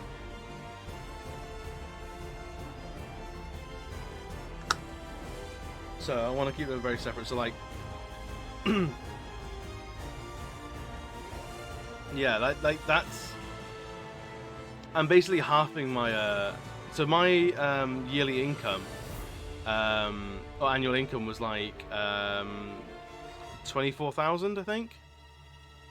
So decent, but not like the world-ending. Lux, my love, how you doing? Says, but no idea if you're lighting a shower or just a lust for you glowing. I had to rework all the lighting, all the camera settings, because OBS decided to reset everything. So I think I've managed to bring it up and soften it a little bit. So I've got what I call porno lighting now. It's all soft focus. It's a very American thing. It's sort of migrated to the rest of the Western world. There's literally nothing stopping people talking about it, but yeah, it only helps the company bosses. Absolutely. Yeah, so absolutely, everyone should talk about their wages, like very upfront, talking actual raw numbers. No one should be ashamed of how much they're earning compared to someone else. It should only be used as a tool to get yourself paid more for the work that you're doing. Lux comes in and suddenly everyone's throwing out compliments. Y'all are gorgeous, you know that. Everyone should share their wages, and if you aren't getting paid properly, that's on the employer. Exactly. So yeah, I am very upfront that going part-time means I need to make probably £600 a month to get back to where I was before, when I was working 5 days in the office. I was fortunate to be earning that before, and I'm going to be extra fortunate if I manage to earn that much through something I truly enjoy, like artwork. And at least for the first few years, while I feel like I'm streaming because I like it, man. I don't want any stream money to go towards bills. Also, count your worth against the industry average. I'm on 1850. Yeah, you absolutely need a promotion. Right, Grumpy, you should absolutely be like well over the 20k mark. I feel the same way, yeah. I always love you, Dolly, do sweet. Hey man, I emailed you back about that commission. That should be in your inbox somewhere, unless I fucked it.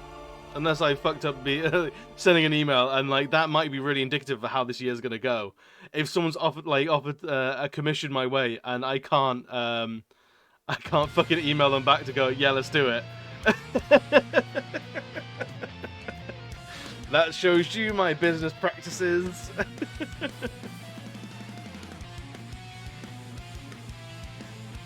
I'm just sad depressed. Oh no. Feel the same way. You just tag my chatbot. Yeah, everyone needs maybe around £6,000 a year. Oh really? I say explosive email, right? Hey man, no one earns less than my chatbot. My chatbot earns fucking nothing. And 10 years experience. No, that's fair. You've worked your way up to that in a dedicated field. I very much haven't. I've spent I think 6 years at the company I'm at, but it's a company that doesn't offer much in the way of progress past a certain point. So the company I work for is a company called Capita, right? And they have a progression plan that you start at like 16 grand, and as you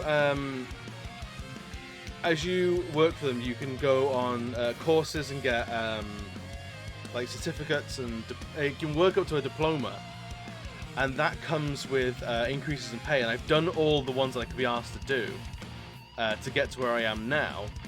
And the reason why the company does that is because it's a recognised certificate in London insurance industry.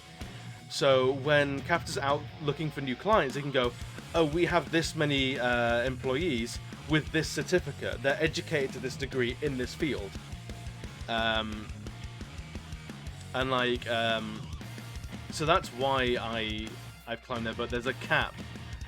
Once you've gotten this thing, it's either you go on and do like 8 modules of work, write 12 essays, and you go dunk in pay, but it's a full-on degree.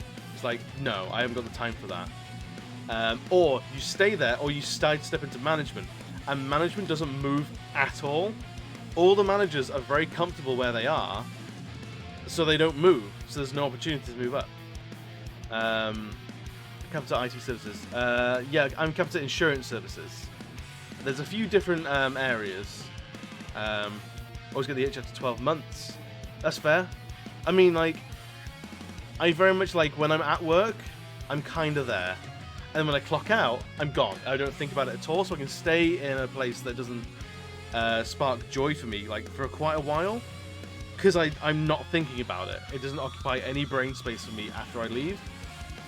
3-1 for the next, going on 1 here. This is my sugar baby.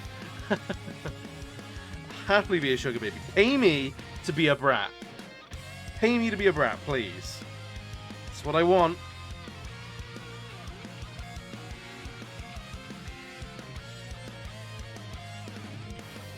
But yeah, so I'm basically, this job that I have is like crazy secure. It pays decent. It's boring as fuck. It doesn't spark any joy in me, but it's safe, and it's allowed me to pick up artwork as a thing that could potentially start paying my bills, because they have flexible working hours, and especially now I'm working from home. I'm like, yeah, it's super comfortable and convenient, even though it's dull as dishwater. So I'm hoping at the end of this year, I'll be in a better position to maybe either reduce my hours further or straight up fucking leave. I'll leave my unit with some clothes. All I ask for is some clothes in life.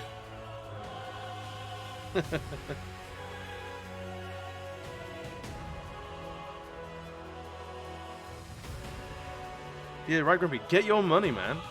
Fuck capitalism. Absolutely.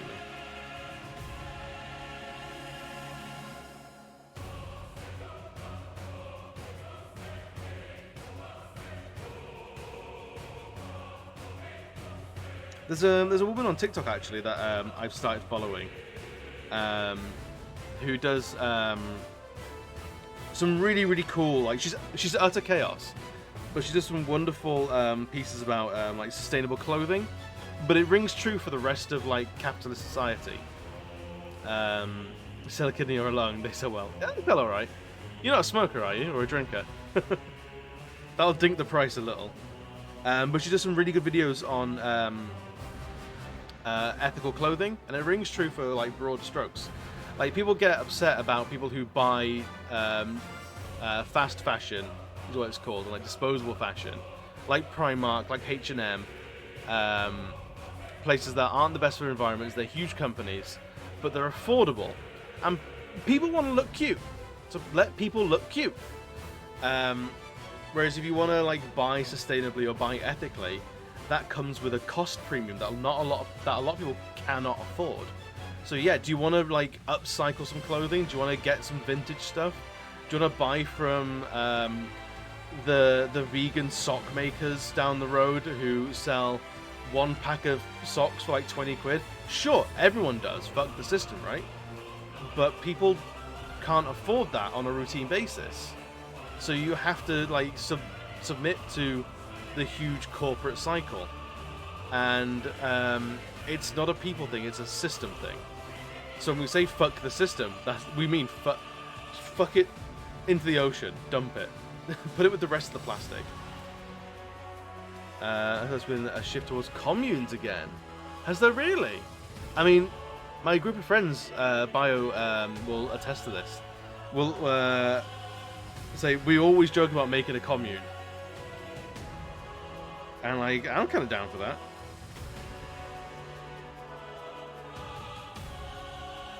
Like, if anyone wants to come live in a commune with me, like, I'm kind of down for that.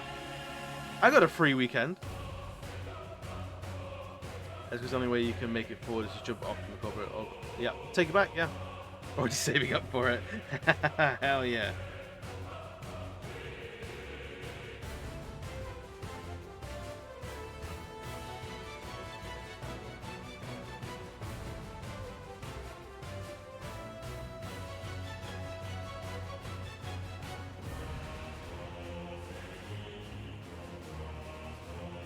But yeah, it's a really like interesting thought process in that. Like, shopping ethically or like shopping sustainably, it's not on the people. And we see it a lot with energy companies, and they say like, what are you doing to combat global warming? It's like, I'm doing fucking nothing, because I am a tiny pinprick on this planet, and it's not on me to shut down coal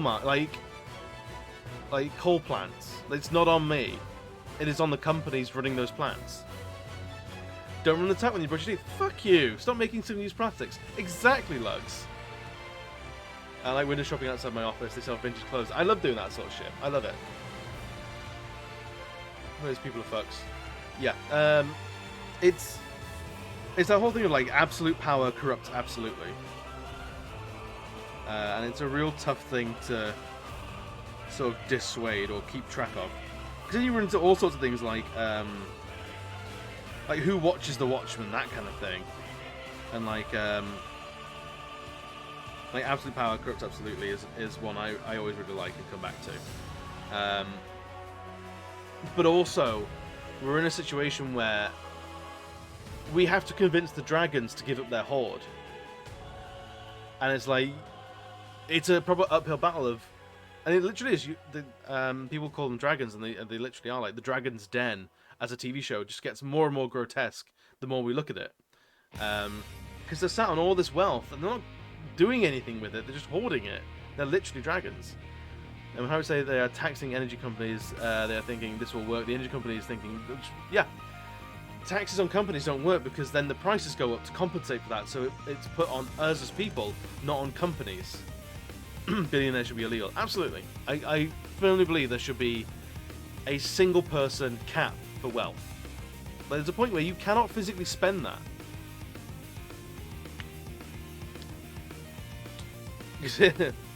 Yeah, look at the games that these companies play. Like $135 billion, like a million people cannot visualize. 135 million is unfathomable. Like maybe cure cancer, but sure.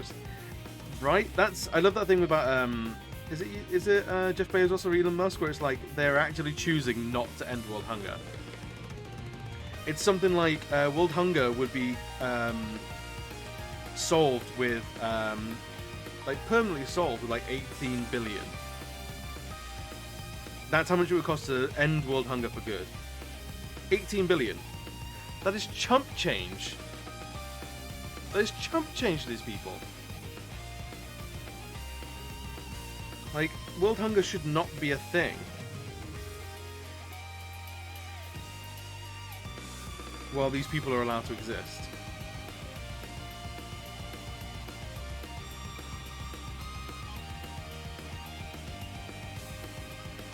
How fucking, like, wild is that? How fucked up is that? Take 1 billion away from Jeff Bezos every month and you'd never notice, right? And here I am going, can I afford the Tesco Finest cheesecake? Nope. Tesco Value Cheesecakes it is.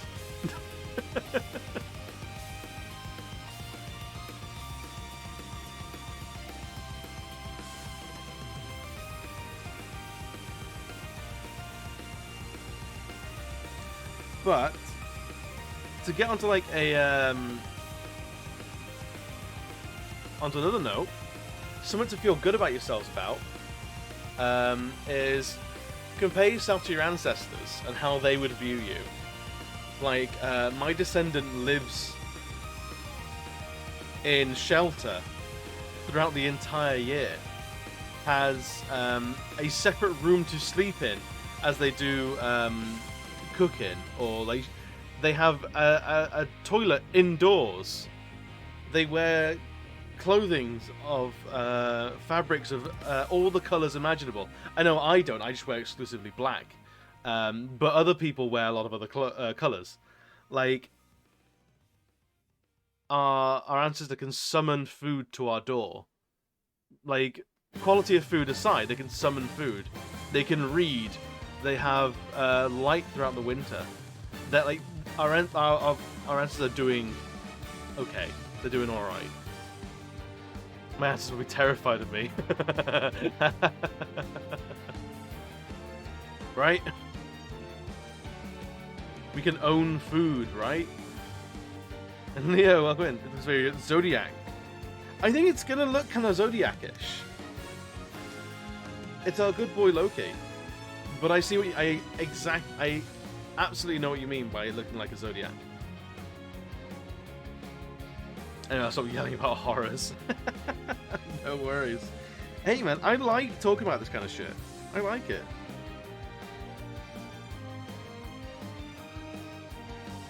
So yeah, long and short of it is, discuss your wages with your co-workers.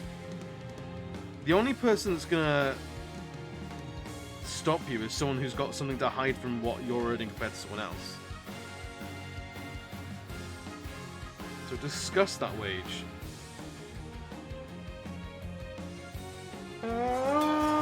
Oh Lord!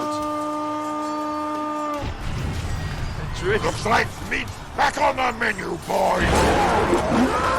Drissy, welcome in. How you doing? Thank you for the raid again, buddy. How you doing? How's your week been? Let's give you a quick little shouty outy again. I'm just going to tag it down. What clip? We're just talking about, like, economic inequalities. I am the great mighty Pooh, and I'm going to throw my shit at you. we were talking about Conker's Bad Fur Day earlier. Such a good... Easy Dodge, welcome in, buddy. How you doing? How was your day? I mean, I'm assuming your day was pretty good, being that you were chilling out with Drizzy, right? Conker, of course, Conker brings you back. We're talking about shit flinging. That's a million times better than the last clip. Dude, I love the chaos of random clips. It is one of my favorite things. But I hope the stream went well for you. I haven't, like, my shout out doesn't actually pull through what people were playing last. But I wanted to start doing that. So you're gonna have to tell me old school manual way. What were you doing? Were you arting again today, or was it some games today? You chilling out with some video games? We're on that Loki wagon again. He's coming along. He's doing all right. Making a new emote. Oh, tight. What emote was it? Like, what was it to be used for? What's its tag gonna be? Like, 𝘽𝙍𝙐𝙎 95 love or hype. Certainly was a sharp upturn. Hell yeah. I love the positivity. Feed off of it. Yeah, we're the OQT, brilliant.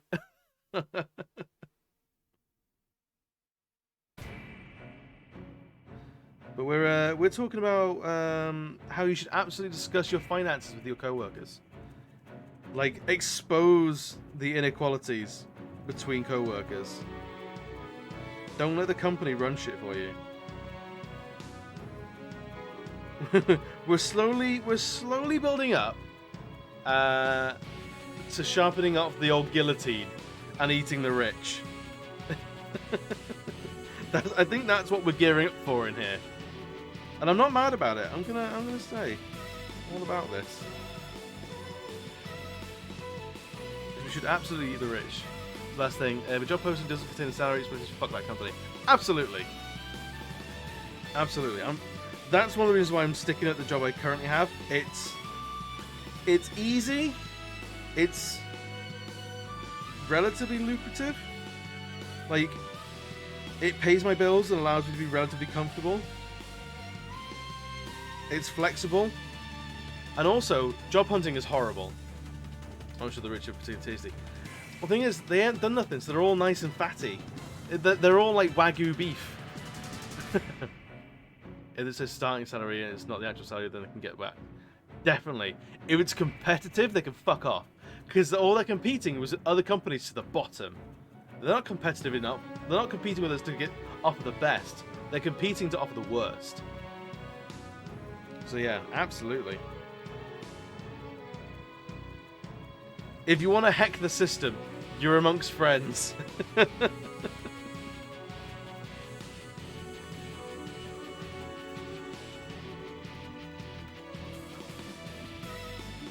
yeah.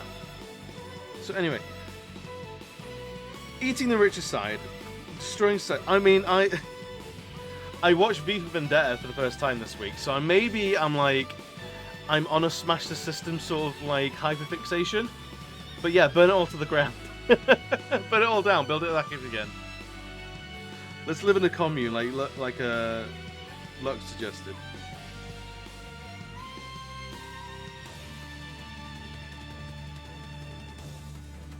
And also, V for Vendetta, that was a fun movie, man. It's such a shame Anonymous ruined it with adopting the masks.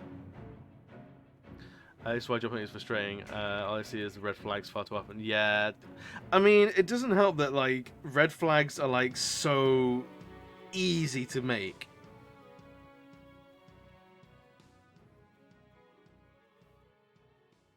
And there's so many of them.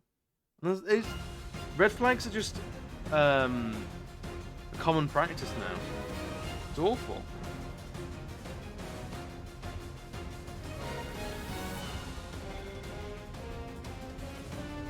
It's like being on a dating site and every profile you come across going like, don't worry, I am absolutely emotionally unavailable, but date me please. Don't buy lottery tickets. I mean, I play the lottery as well. I play the lottery once a week. Play it once a week. Someone's got to win it. It's that whole you got to be in it to win it. That's what does it. And like, I could put that like £3 a week or whatever it is in a savings account, and in 10 years time I could like do something with it. But like, also, I want to be a millionaire. I want a taste of the high life. It's apparently you and I just rich ass bitches. One day, one day. 𝘍𝙍𝙗𝙃, you son of a bitch, you sultry boy. Welcome in, buddy. How you doing? How's your week going? Very true. My husband plays from time to time. Yeah, same. Let me get to eat you. Hey man, if a mini pounds is what I have to get for lots of people to eat me out, I'm alright with it. I will pay those premiums. If I like we play the lottery. I don't even want to like win millions. I want to win like 10 grand. Like that's it. Just set me up for like half a year. That's all I want. Not even to go on a holiday. I just want to deposit on a small house. Allow me to own one bit of property, and I'll leave everyone alone. That's all I want. That's all I want. And let me just gamble my sanity. See how long I can stay in the office before I snap a kill. That's they're playing the lottery right there. Dreaming big. That's the thing. I have like very small dreams. I don't want much. Am I absolute bisexual chaos? And like, am I a complete brat and a baby? Yes. But also, I just want to live in a cave and be left alone. With the internet, with heating, with enough food, with electricity, with games, with books, with movies, with Netflix, with Amazon Prime without the guilt, with Twitch, with friends, with family, but not too many, and only when I want to talk to them. That's all I want. That's all I want. Is everything. All I want is a really low-key, bratty hovel in the woods that has all the amenities, and by amenities I mean subtle luxuries. That's all I want.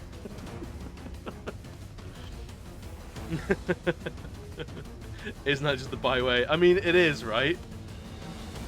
I don't want money necessarily. I just want to be comfortable without worry. Yeah, I want the lack of worry. That's what I want. Cryptids, welcome in, buddy. We're talking how we don't want much, but we want it now. And if we don't get it, we're gonna riot in the streets. You down? You up for smashing the system this evening?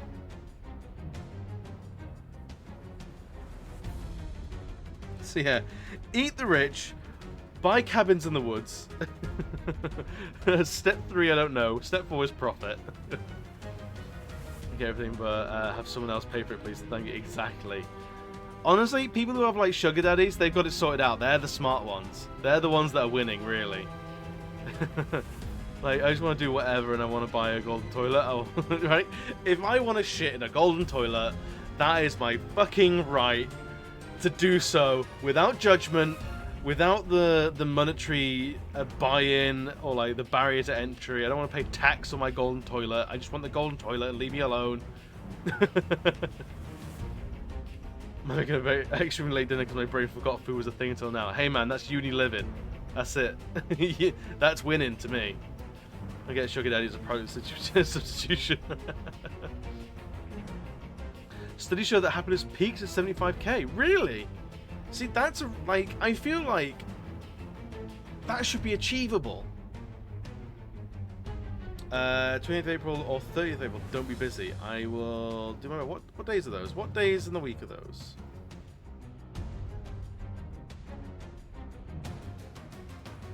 /28th or 30th. Make that the 28th, because then it's another day I can book out of work.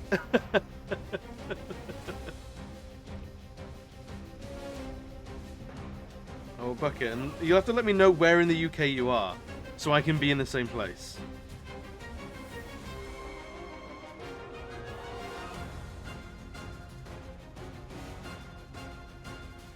I wonder, does the Final Fantasy VII soundtrack like endear us more to the anarchy lifestyle, being that Final Fantasy VII is all about eco-terrorism and tearing down the government or companies, corporations?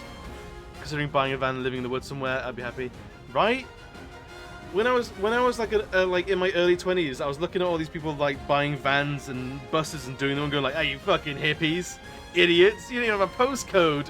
What are you doing?"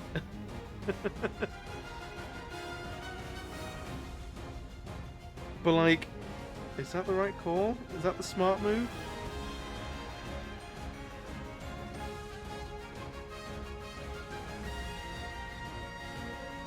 Is that how you win?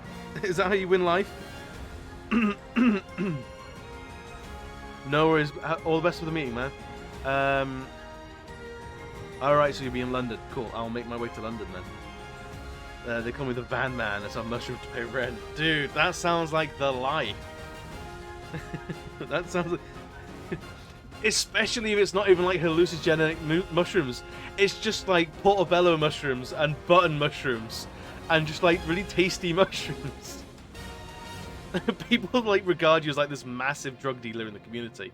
But no, you actually just sell organic mushrooms. You're really into mushroom risotto. Just normal ass mushrooms.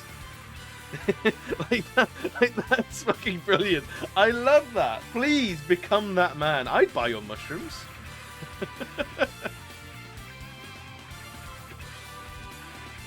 I love it.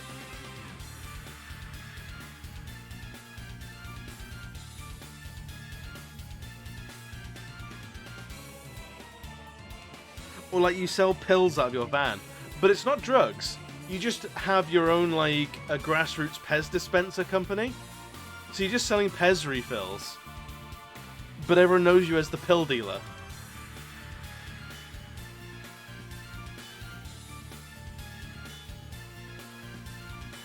And of course, they all have drug-sounding names. Like, oh, have you tried the new Arabian Nights? This will get you where you need to go. It's all lemon flavor. Can I introduce a pan fried? Ada, I want nothing more than this for you. Like, I wish you all the mushrooms that you can fit in the van, my friend. Anything I can do to help like realize this dream, like I'll do it. I'm here for it.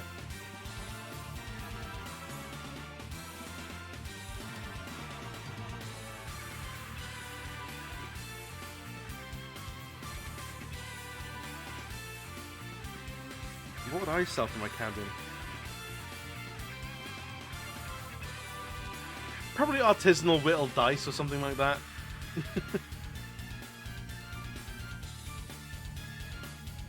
Just let me whittle all day. I want to be the whittling man.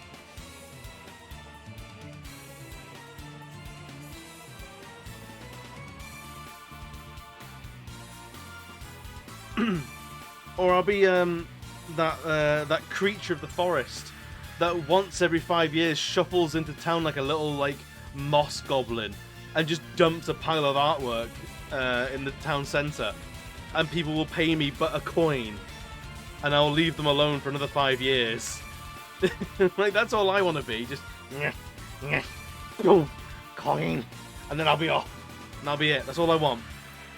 Like, really low key. Like, I never cause any trouble. I look horrifying, so people are gonna give me the coin. So no one needs to know what happens if I don't get the coin. But if people are on it, like if people don't get, I'll be honest, nothing happens. I just go away a little bit sadder. Sad music plays. Just wanted to assume message. Thanks for checking in. I just had to resist this ago. I'm still a piece of garbage. Thanks for checking in, and apologies for being me. Moss covered in a stack of scribbles and scrolls. Absolutely, that's what I want to be. I just want to be some fucking woodland troglodyte that you see once every like, and like you just pay me a coin for my artwork, and it'll guarantee a good harvest. That's what I want to be. Some pagan like cryptid.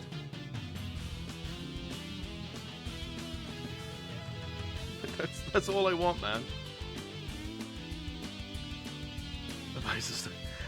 Oh my god, Vines inform my decisions on a daily basis still. Like, the Vine life is real.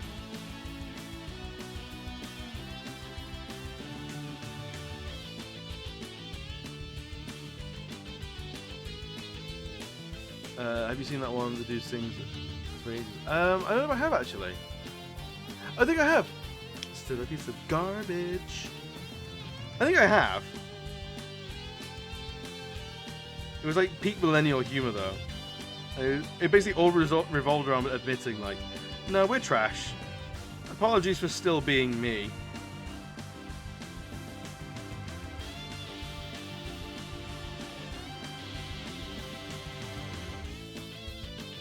I can't relate with never cryptid, obviously.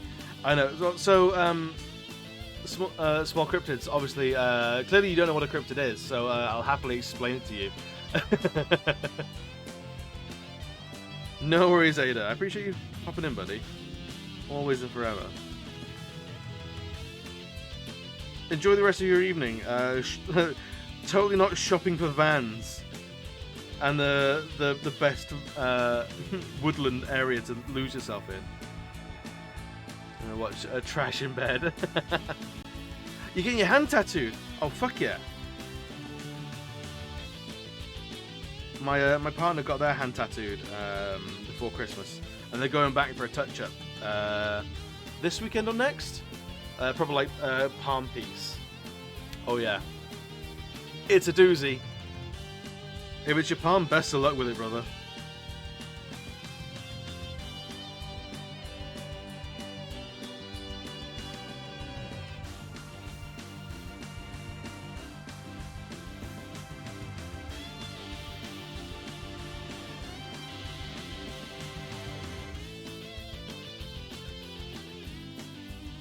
Yeah, if anyone has any other ideas of like what kind of woodland cryptid you want to be, like ideally to escape our like fascist overlords, what would you do in the woods to ensure your survival?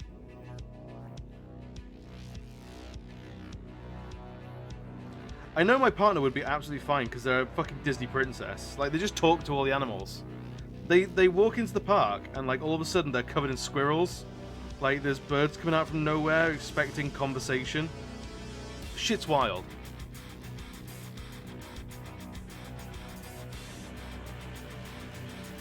So I know my partner would be alright. Beyond all the trees, it's your territory. We can't go in these woods. These are Bio's woods. You can tell because it stinks of piss.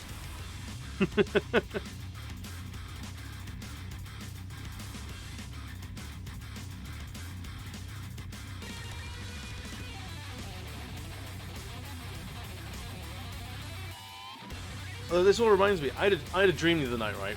So it's very rare that I remember my dreams.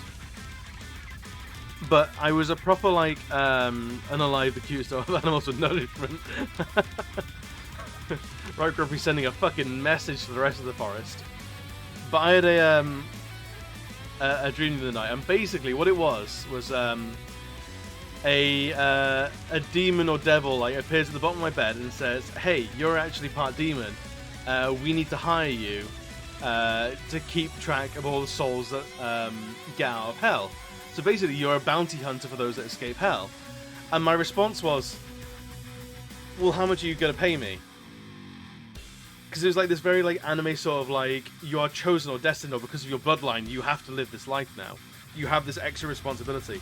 And my response was, no. If I'm going to do this, it has to pay my bills. Also, I've got to put notice into work. Like I already work evenings with artwork, and I stream in the evenings. This has to go in the daytime.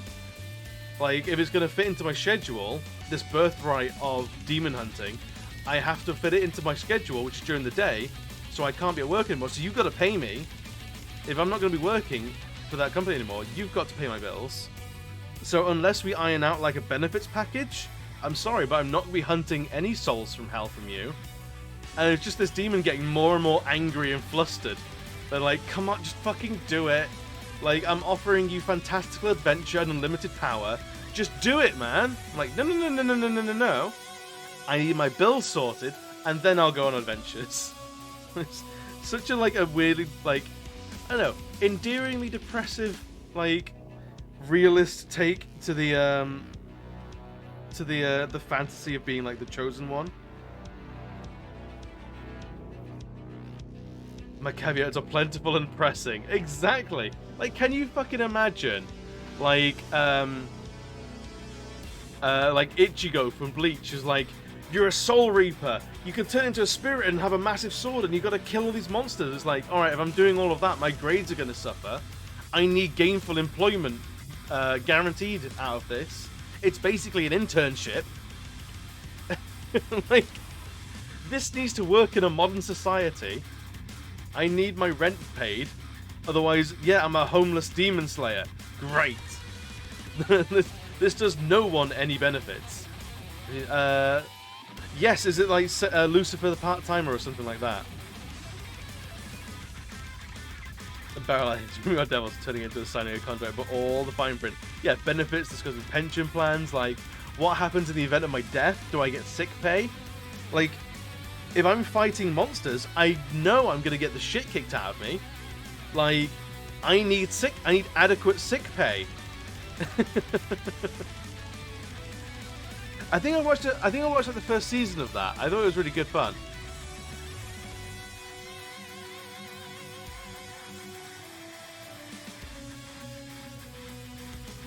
So yeah, that was my dream the other night of just, I get a new job that's new and exciting, and like, hey man, you get to be Hellboy. But like, god damn it.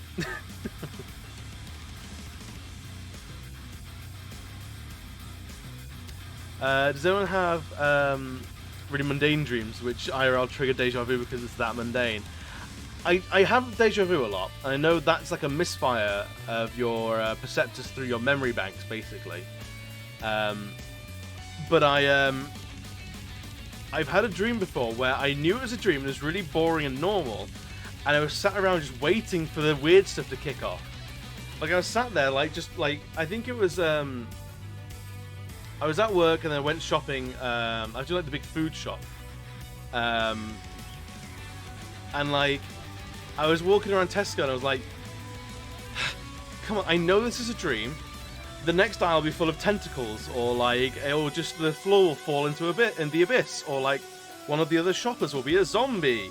Like, something weird and fantastical is gonna happen, and fucking nothing happened. I paid for my shopping and went home. I was so irritated. I woke up, I was so fucking annoyed that like my brain had wasted that energy cooking up that completely manufactured experience, and it was boring.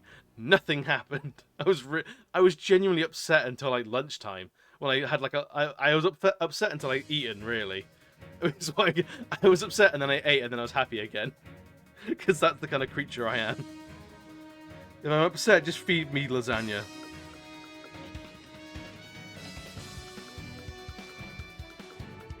Her dreams that come true happens every so often. So is it like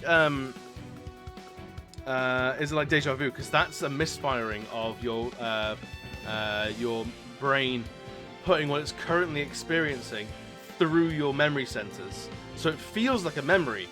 So typically what it is it will trick you into feeling, oh, I had a dream about this as it's happening. But it's actually your brain misfiring, which is super interesting. I had a dream where I was sat watching a video while my daughter was playing Peter Rabbit. 3 weeks later, bam, episode of Peter Rabbit, Florence playing with the exact set, me watching that video.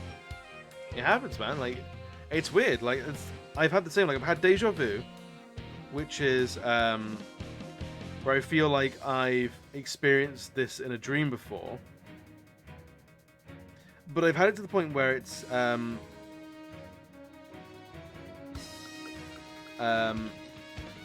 what it'll be is like, I'm sat talking with someone, and then the deja vu hits, and then I'm like, my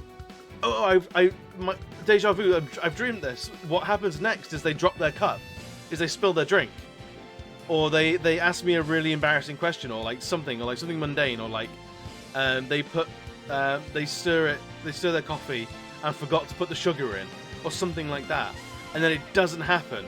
And that weirds me out. I don't know what's going on there, where I think I have knowledge of what's going to happen, and it doesn't happen. But I am utterly convinced. I was utterly convinced I knew what was going to happen, and then it doesn't. And that is fascinating, because the brain is a magnificent like lump of meat, but it's also fucking stupid.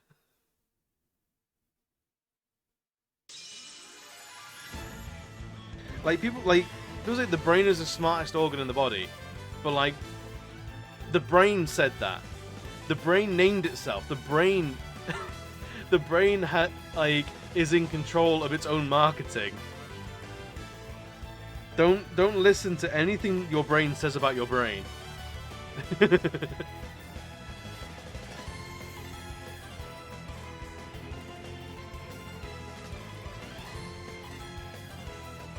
Your brain is trying to trick you, don't listen to it. You're going, I'm drawing Loki.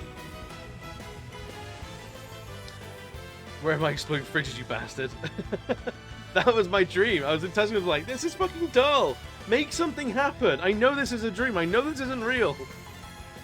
I've had dreams where the event has happened months ahead of time, but when I realized that I'd try and go against the dream, said what I was going to do. That's cool. I like that. So you have the deja vu of like, oh, I know what's going to happen next. Someone's going to drop their cup. So you go like, try and catch it. I like that. That's cool. I'm hoping we get like the inks done today. Because there's in theory not much left in terms of inks, but we'll see. By being, it's like out. Trying to be a psychic. I mean, like, hey, someone's got to have superpowers. Why not Bio? I don't need to remember my dreams, but I don't have visual memory, so it's harder to recall just by sound. Oh, interesting. No, I think that's really cool. I will... There's a thing with a lot of dreams where I will half remember a lot of stuff.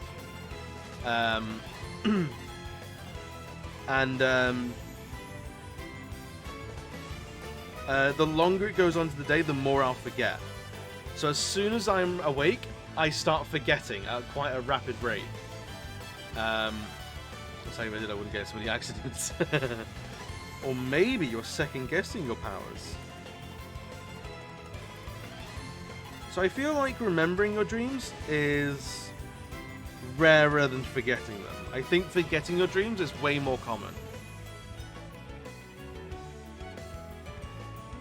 But having purely audio, like no visuals, that's crazy interesting. So, Crudas, if you're willing to speak a little bit more on that, I'm up for hearing about that. Sounds really interesting. I am 1000% down for hearing what you've got to say about that.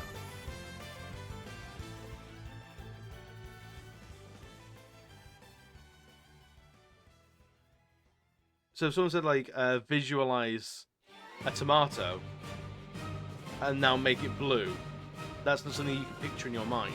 Because I know there's a few different things like that where it's people can only visualize things that they have like they know they have seen. So like, could they visualize a tomato? Yes, but it would be a specific tomato from somewhere that they've seen before. And if you said now make that tomato blue, they couldn't do it. They could not do it, which I find utterly fascinating. No visualizing at all. That's brilliant. I love that. I think my brain is very visual. Shocker, I draw for a living. I'm trying to draw for a living. Something should be fucking visual. So you can think of like vague outlines of shapes, but not details. Oh, that's cool. That's why I always find art difficult, because references, yeah. No, that's fair. That's super interesting. But in that case, have you tried your hand at music? Is your memory like... So for like sound effects and things like that, do you locate sounds better? In terms of like, oh, that chime is from this game, or oh yeah, that little soundbite was from this episode of The Simpsons where Bart was about to say "I caramba," or I don't know. I'm always curious. Like, does that mean like if your memory and like imagination is audio based, do you have like a predisposition to music or something like that? It says advantage you don't have values holding you back. That's an interesting way to think about it. That's super interesting. Is that you don't have the preconceived notions of what something should look like holding you back. That potentially could lead to like some real psychedelic work. Ooh.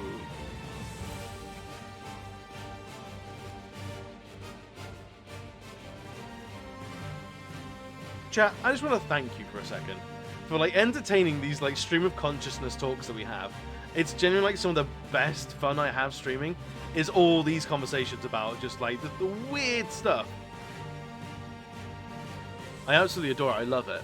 I've always found the audible side of music interesting, the reading of sheet music less so. Okay, fair. I mean, there's plenty like Michael Jackson couldn't read sheet music. He would like feel out notes on a keyboard as he wrote. So unlike the lack of ability to read sheet music is not a barrier for entry at all.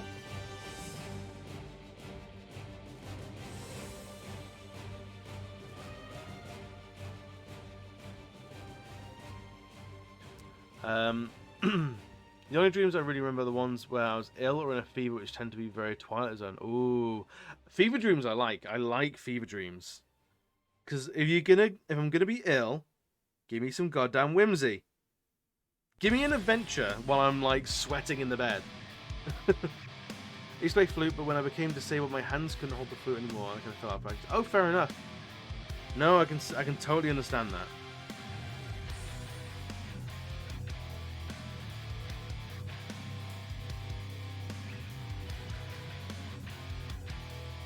I'm not gonna if it's related to like an accident or like the loss of function. I'll be very careful not to like press it too much because I know that can be a very raw subject to discuss, especially in public on the internet like that. It is interesting when I have flashbacks or other nightmares. I do get some kind of very vague colours. Okay, so is it potentially like moods?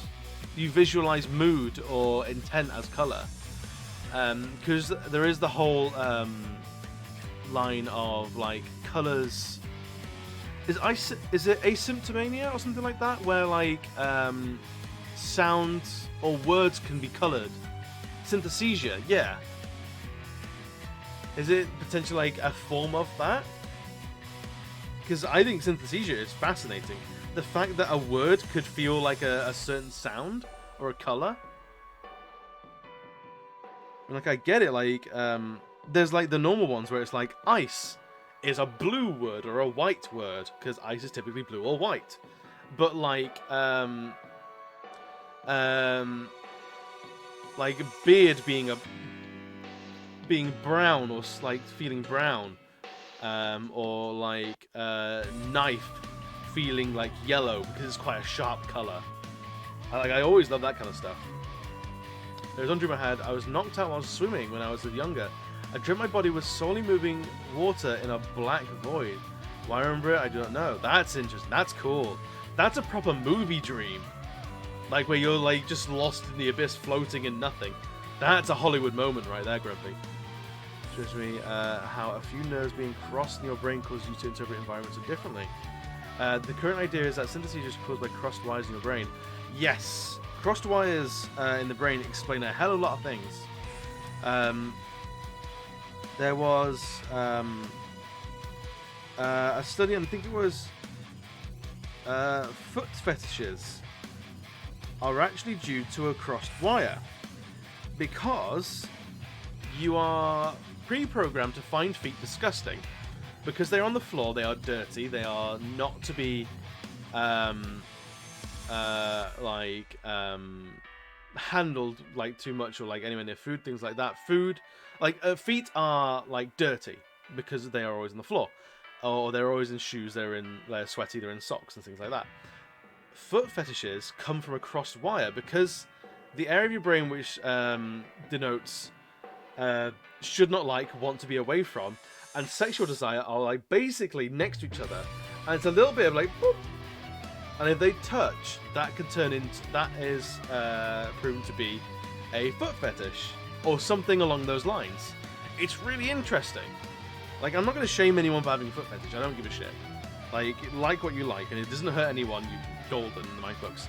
But there is a scientific backing of a foot fetish being literally a crossed wire. It's fascinating. Crossed wires now, they am tuned up. It's just brain hacks.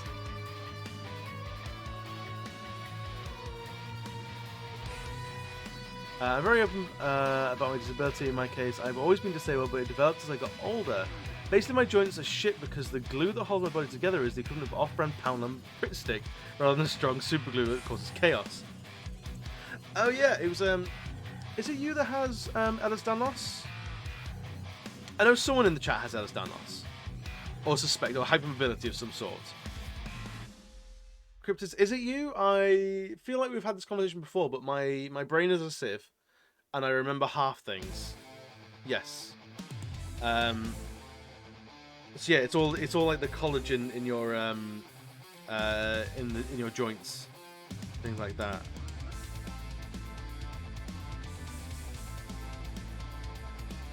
Well, that's fascinating. T also might, yeah. I mean, I've got some hypermobility.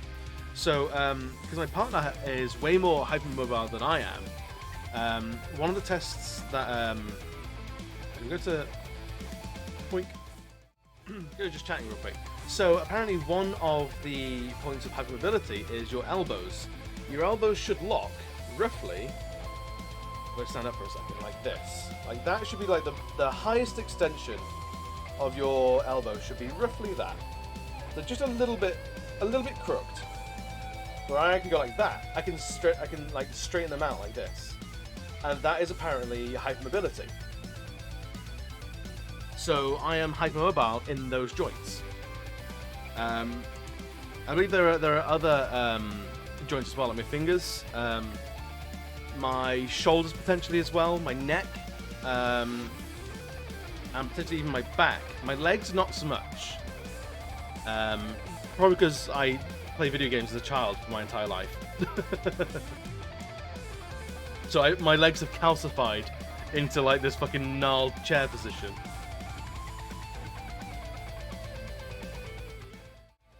Hypermobility isn't a problem, it's just, yes. Yeah, hypermobility, like, as a baseline is, like, moderate hypermobility isn't generally a problem. Like, I don't suffer pain in my joints or anything like that, but, like, clearly I have some hypermobile joints.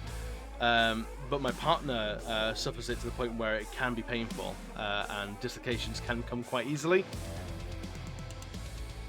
The barrel gun show. Yeah, it was just an excuse to show off my guns. You've caught me. I haven't got any sick muscles. They're all buried at the moment. February, I'll be going back to the gym though, so watch out. I'm gonna get beefy. I want to get beefy. I just want big legs. I want to be able to crush people between my thighs. That's all I want. That's all I want. A lot of gymnasts are natural flexible. Yeah. Also, that's something that is like basically trained into them. Like they're a lot like top tier gymnasts are gymnasts from a very early age. So as their skeleton and their muscles are developing, they will be pushed and pulled to be more flexible as they grow up. Sometimes have kind of forgotten how to be in the correct place as they're too hypermobile, which is where a lot of these just like, yes, exactly. For my partner, it's their hips. And if my partner like just flexes their toes enough, they can just dislocate toes, like with very little like effort. The body will remember the level of flexibility even if it loses over time. Yep, basically, yeah. It's the Zangief build. Yes, I want to be Zangief. Not replace. Yes. It's honestly like hypermobility is fascinating in a lot of ways.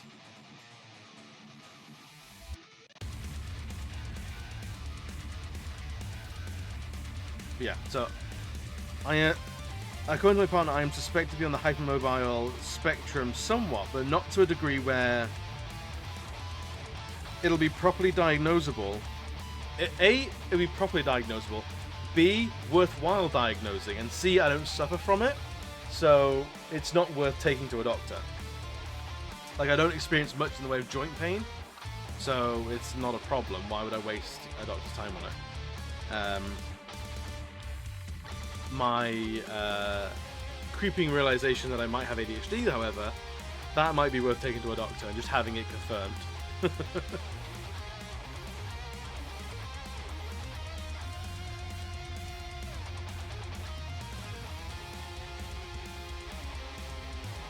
Yeah, it is the most fun when it gets in the way, but it's not a terrible thing. Like, heat packs and mobility aids can mostly at least go online. Yeah, that's good. I'm glad that you have the attitude that, like, it sucks, but it's not the end of the world. Long may it not being the end of the world continue.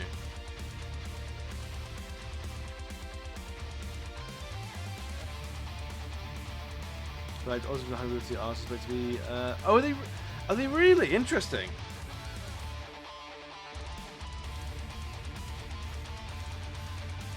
A friend of mine actually just got diagnosed with mild autism, and for him it was just it was a huge relief.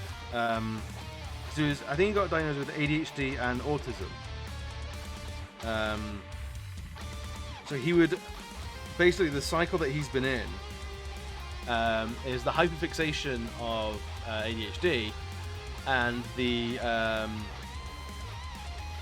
I don't know how you say it, like the miscalculating or the misjudging of social cues. So he would feel like he puts his foot in his mouth or doesn't understand someone properly and then hyperfixate on that for months. And like, it's been such a weight off his shoulders, and I'm so happy he's finally got those diagnoses and he knows why now that this shit happens. I say for fact, I'm just a nerd and maybe fun. No, I find it fun. I find it interesting. I'm autistic and ADHD explain a lot. Yeah, no, I completely agree that those sort of labels can be fantastic for like understanding why certain things happen in your brain the way they do.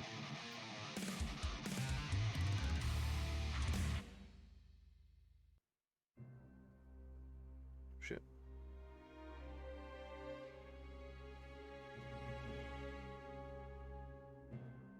What time is it? Oh, I've not. That's alright. We've got some time left. I wouldn't have made the connection. That is interesting. Yeah, it's Grippy. I'm with you. I wouldn't have put those in the same category together of like, oh, these could be related, but honestly, Ehlers-Danlos isn't something doctors know a huge amount about. It's a weird one because like conditions that don't have an out-and-out cure can only ever be managed, don't get the time of day if they're not lethal. So like progress is like kind of slow on them.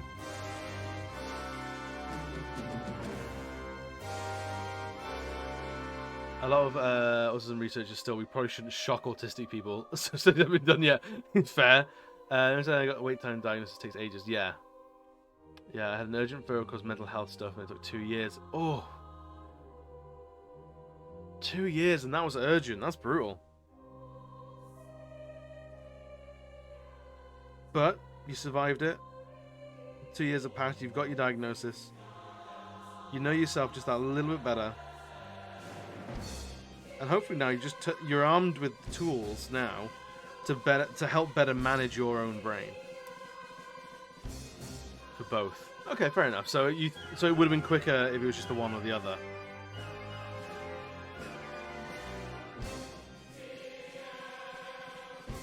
It's what I've never understood about mental health. Like, people classically have thought mental health to be like either a taboo thing or like a dreaded diagnosis. Like, they would dread being diagnosed as ADHD or like autistic or like with a personality disorder. I think it's fucking rad, and I'll tell you why. I'll tell you why I think it's fucking rad. It's because more often than not, it's because that person has taken the time to actually assess who they are and say, there's something going on here. There's some investigation that needs being done to help me function better and help me live my life better. And I fucking love that. I love that shit. I love that commitment to getting diagnosed to better help your life. Because we are at a point where a diagnosis can never just happen. Effort has to be put in on so many people's points. Like, so many people's parts that having an official diagnosis, honestly, it just means that you give a shit. I'm going to start some other ADHD meds in a month, which is actually... Oh, cool! Well, best of luck with them. Hopefully they help you manage a lot better. Oh yeah, get them meds.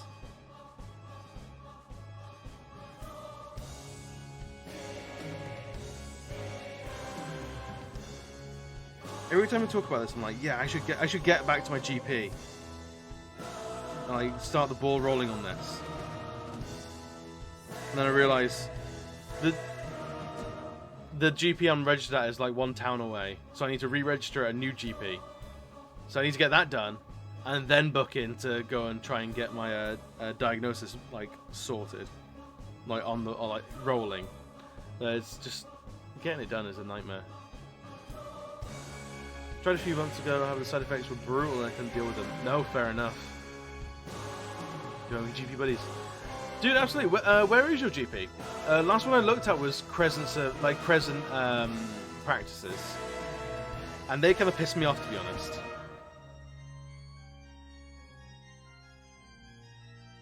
Because I downloaded like the new patient application forms for Crescent practice, and I filled it all out, got there on the day, and like I handed it over to a nurse. And she's like, cool, left for a couple of minutes, came back, went, this is the wrong form, these are the wrong forms, you need to do all these forms, fuck off, bye. I was like, cool, thanks. So you can't even get the right form on your website. No, I'm out of here. So I haven't gone back. So if you're not with Crescent GP, then I am, Crescent Surgery, I am very much up for that. It's around the corner from you, literally. Oh, brilliant. A small commute to boot. I can get on board with that.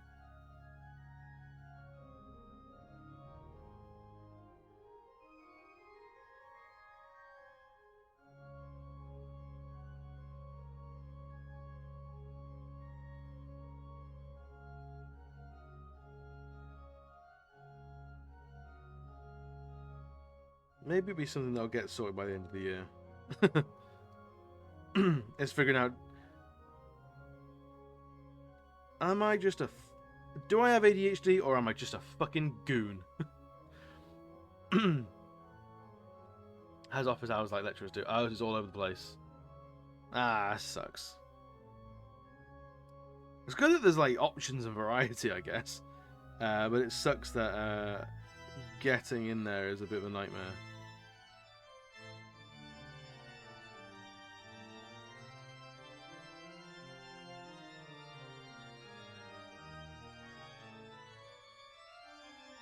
Right, whatever next god I'm doing has no vines in their design.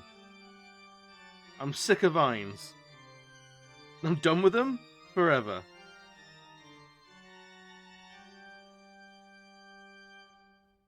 Until we get to like a woodland spirit god.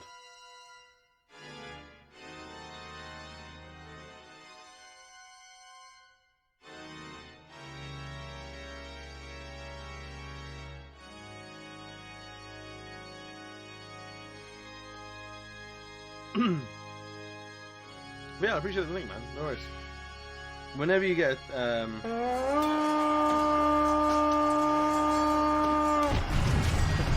Looks like meat's back on the menu, boys!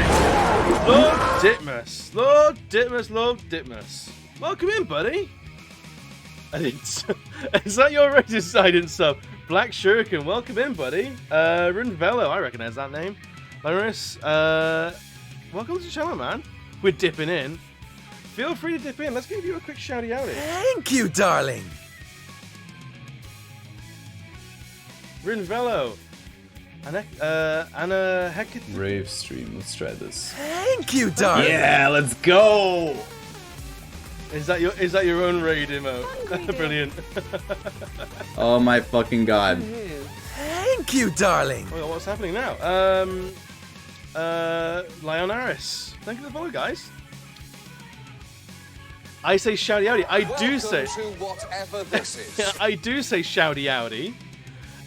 Guys, let me. I have just chatting. Matrix, welcome in. Raiders, hello, hi, welcome. I am Explosive Barrel, UK-based illustrator and variety streamer. Here we do all sorts of shit. We're playing all sorts of RPGs and the fun stuff. The only rule for games you play on this channel is they gotta be pretty, because I like pretty games. So we're playing Witcher 3 at the moment. We play some Bloodborne, we play some Pokemon. We have played in the past Darkest Dungeon. Clearly we draw on Tuesdays, so welcome in. By all means, anyone who is new, grab a drink with exclamation share and then tag someone to crack open a barrel of something. Right, Ale. Grumpy thinks there is something behind you. Right, Grumpy's full of shit. Get some whiskey out there, a barrel of Duff. I have a crow in my mustache. No, it's a piercing. Watch your profanity. Sorry. It does need to be bigger. I got this before my mustache grew out from shaving it from Movember. So it does need to be a bigger one so it doesn't look like a crumb.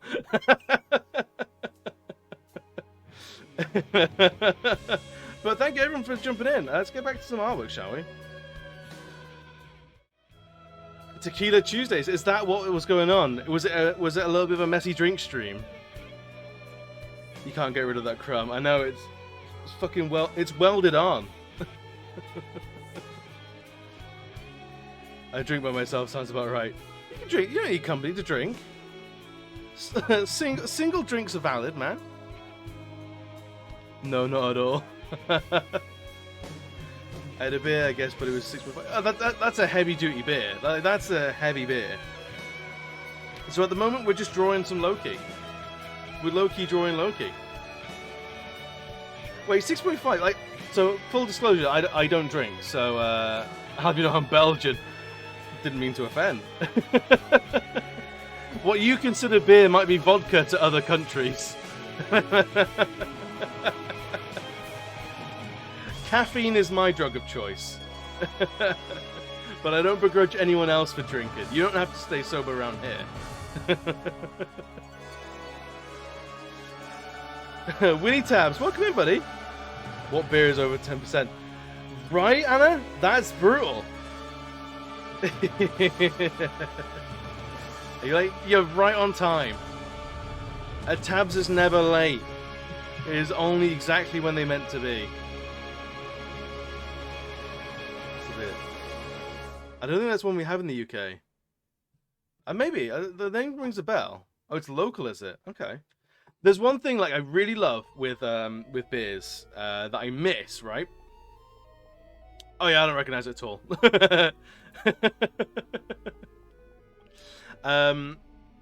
There's one thing I miss about drinking and alcohol is because the reason why I don't drink is I just don't like hangovers. I'm too busy for that shit, and I'm a massive baby, so I don't drink, so I don't get hangovers. So that's the only reason. So by all means, if you want to drink, if you want to talk about alcohol, then it is not a taboo subject. Just because I don't partake doesn't mean that you have to either. But the thing that I miss so much about alcohol and beer in particular is the cool like cans and the product design that goes into them. Like there's some wicked cool beers at like the supermarkets these days. They're so good. Like there are all sorts of like illustration works and like bright colors, like just glitter in my eyes. But I'm like, I know I'm never gonna drink it. It breaks my heart every time I walk past it. It's local. I mean Belgian. Well, local. One man's locals, another man's imported. Winnie, you trying to use a mayo command? I don't have one. I should though. I don't drink because the next day I sound like a truck driver, and that's not good for my job. What is it you do? Definitely an artist. I miss the labels on beer. Rivello, you don't need to come for me like this, but yes, you're absolutely right.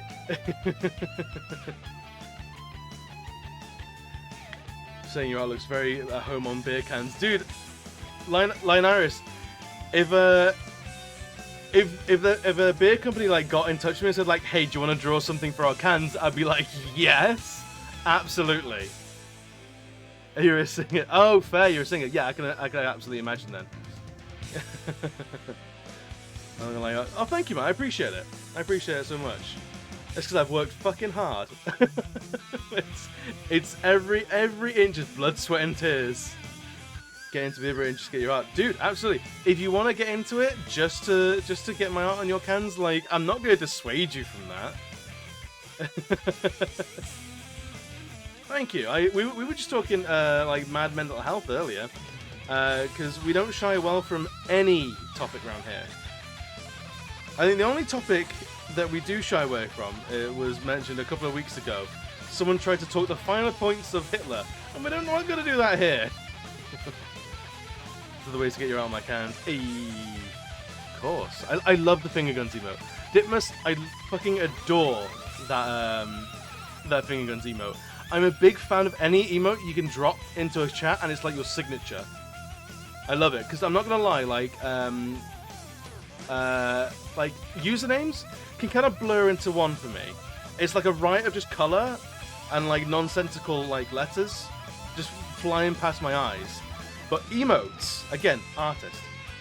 It gets me, man. Black Shuriken, I fucking love the Black Shuriken as well, and I'm really jealous you've got animated emotes, because I am definitely wanting my animated emotes, and they haven't dropped yet, and I'm a little bit upsetty spaghetti. I want them, but also Black Shuriken. I didn't know you were a streamer. I didn't know. I'm not following you. Outrageous. I'll fix that shit. But yeah, that's the point. If anyone else is another streamy type, by all means, tell me in the chat. I'm down for connecting with people. I love that stuff. But yeah, like if anyone wants to introduce themselves, then by all means, tell me about yourselves. You're all new. I don't know who the hell you are, and I want to get to know you. You're all friends. You're all friends in here. If you followed, you're part of the Barrel Clan. Like, there's no getting out of it. There's no like 𝘽𝙍𝙐𝙎, it's all 𝘽𝙍𝙐's fault. Blame 𝘽𝙍𝙐, like all the way. You've now been left with me. So buckle up. I need to bounce. I sense the wife is pretty tired, so I need to go to bed early. No worries. Thank you for the raid, brother, and I'll see you again soon. But yeah, absolutely, it's good to see you. And am I following you, 𝘽𝙍𝙐? I think I am. Yeah, I feel like I am. Let me actually like check your channel page and make sure that I am definitely following you. Because could you imagine if I wasn't? How embarrassing that would be for mostly just me. We're good. Yeah, if you're not, you should be. Like that goes for everyone else in the chat as well. If you're not, you should be. Like, come on, like, what do you? People are like sat at home watching, just chilling out. Like, no. Get active, get involved, follow everyone. But I'm glad your stream went well, buddy. And have a good evening. Get up, do all the post-stream stuff, stretch your little leggy legs. Make sure the wife is happy. That's always important. Make sure your partner is happy. We do have a class of PR, so I've got to knock it out as well. Speaking of emotes, right? Oh my god, is that like a little? I love it. Brilliant. I love a good emote. If you have emotes, like by all means flex in the chat. I want to see them. I'm all about emotes because I work on my emotes like pretty much constantly. So I love seeing what other people are doing with them. But no, by all means, if you got education in the morning, dip out, go to bed, get your rest, get your learnings tomorrow. Animated ones when? I hear at the end of the month. I hear end of the month they should be rolling out to all affiliates. Starts watching actively. Damn right. Glued to the screen, I need you, bio.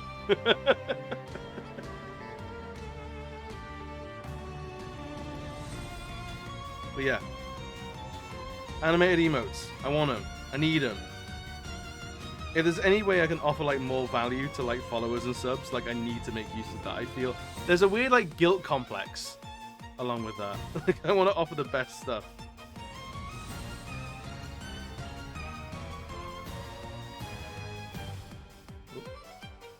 Stacked it. There's Happy Boy. I like Happy Boy, and dogs are more than welcome. I fucking love dogs. He deserves to be the most famous. Absolutely, he's gorgeous. So what is the name of this Happy Boy? I'll drop you a follow as well. You got emotes. You're clearly a streamer. But if I've just dropped some, follows, I need to know who I'm following. I need you guys to tell me about yourselves. What is it that you stream? What is it that you do? What's the vibe you go for?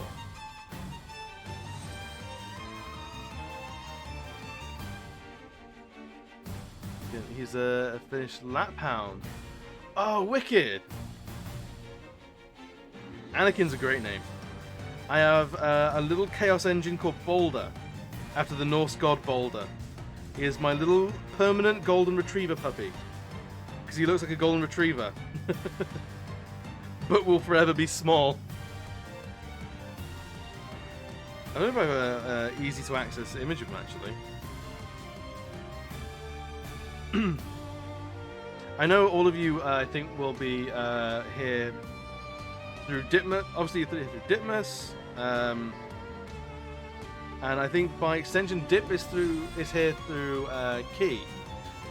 I'm Just Key. I'm Just Key has a couple of channel point rewards that I want to mercilessly rip from the man. I want to pilfer some ideas from him, and it's the show a picture of his cat. I want to show a picture of my dog as a channel point reward. I think we've got to make that happen. It should be easy. Should be able to do that for next stream, I reckon.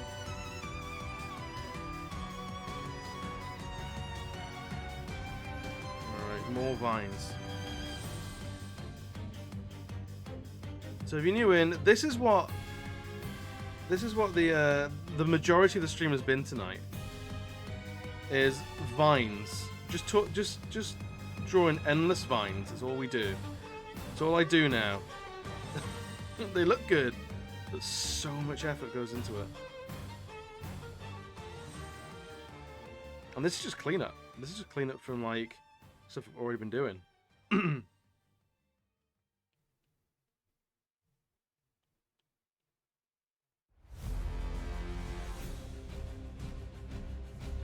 Of course, dude. Absolutely. Also, I try and default to like they them pronouns. But if you if you feel comfortable dropping your pronouns, by all means do so. I'll try and remember and get it right properly. Because yeah, I want to recognize you properly. Right, I think we're almost there with Loki himself. We've got to do the black goo dripping from his hands, though. And then we've got all this, like, just gubbins around the edges. Like this.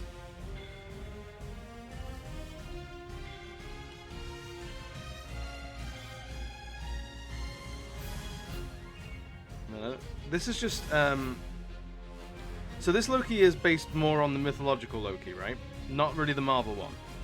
But the Marvel one does have this logo as almost like a, I think it's like an official logo, but it's common in a lot of his costumes. So I thought I'd put it there just for us Marvel heads.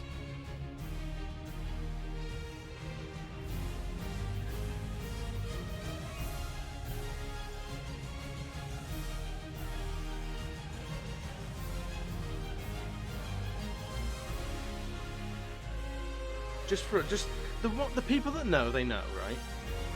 The people that know know.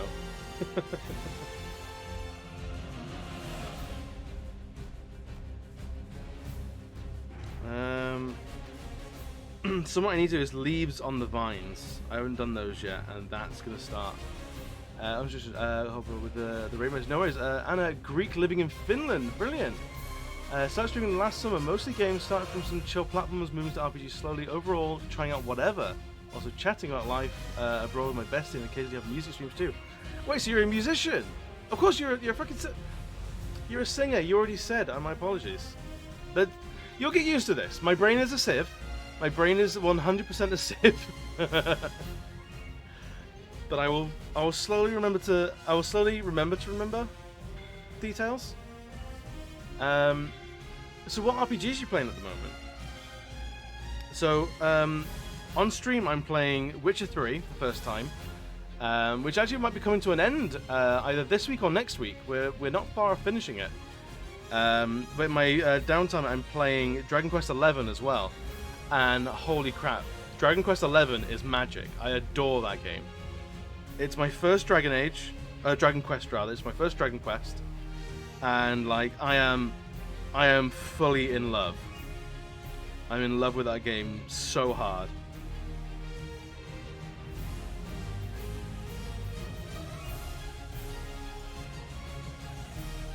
It was so good. First RPG was Final Fantasy Pixel Remastered. Oh, the first one! Oh, wow! So I last played that like as a kid. So I'm assuming you enjoyed it. I'm hoping you enjoyed it anyway. That's so cool. I love seeing that people are like just discovering games that I played years and years and years ago.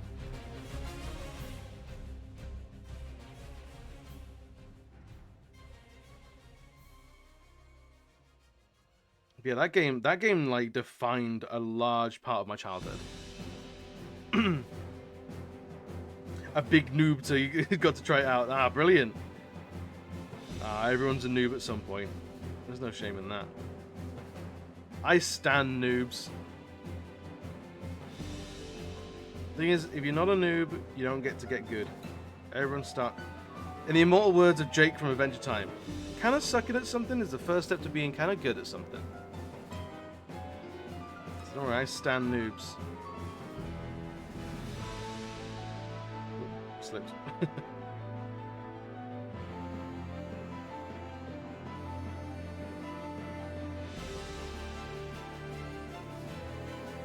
Yeah. Also, on the if you scroll down, if you're on PC, you scroll down, you will see my backlog, which is sizable.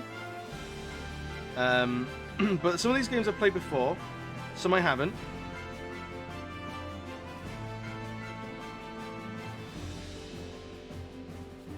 And yeah, so there's a couple of Final Fantasies on there. And I want to get, like, Final Fantasy X is like my Final Fantasy. It's the one I love.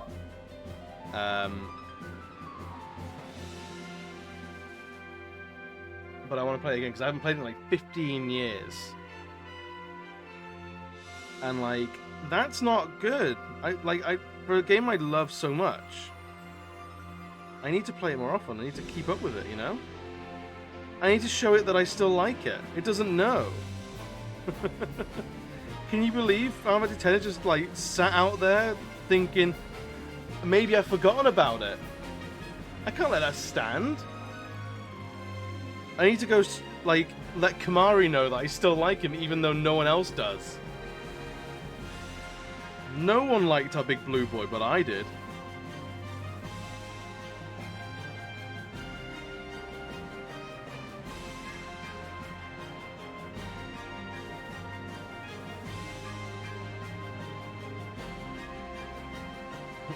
I stand Kamari. The strong silent type.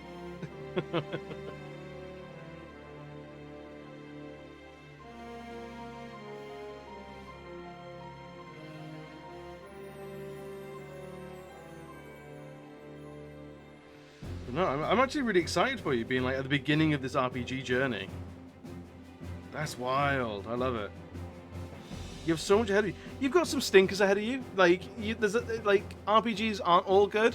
There's going to be a couple of stinkers, but it's all part of the process, isn't it?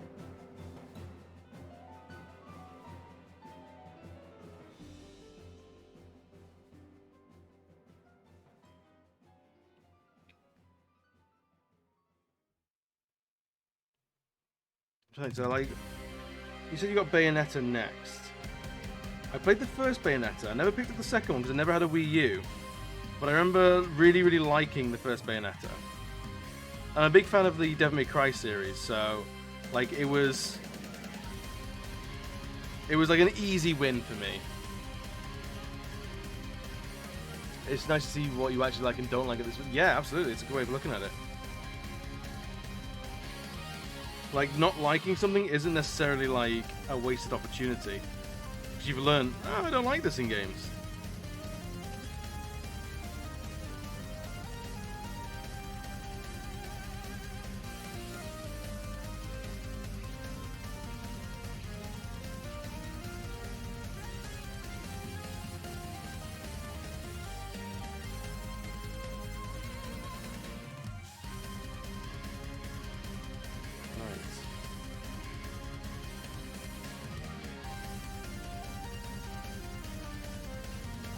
That looks suitably ooey gooey, right? Lower definition on there.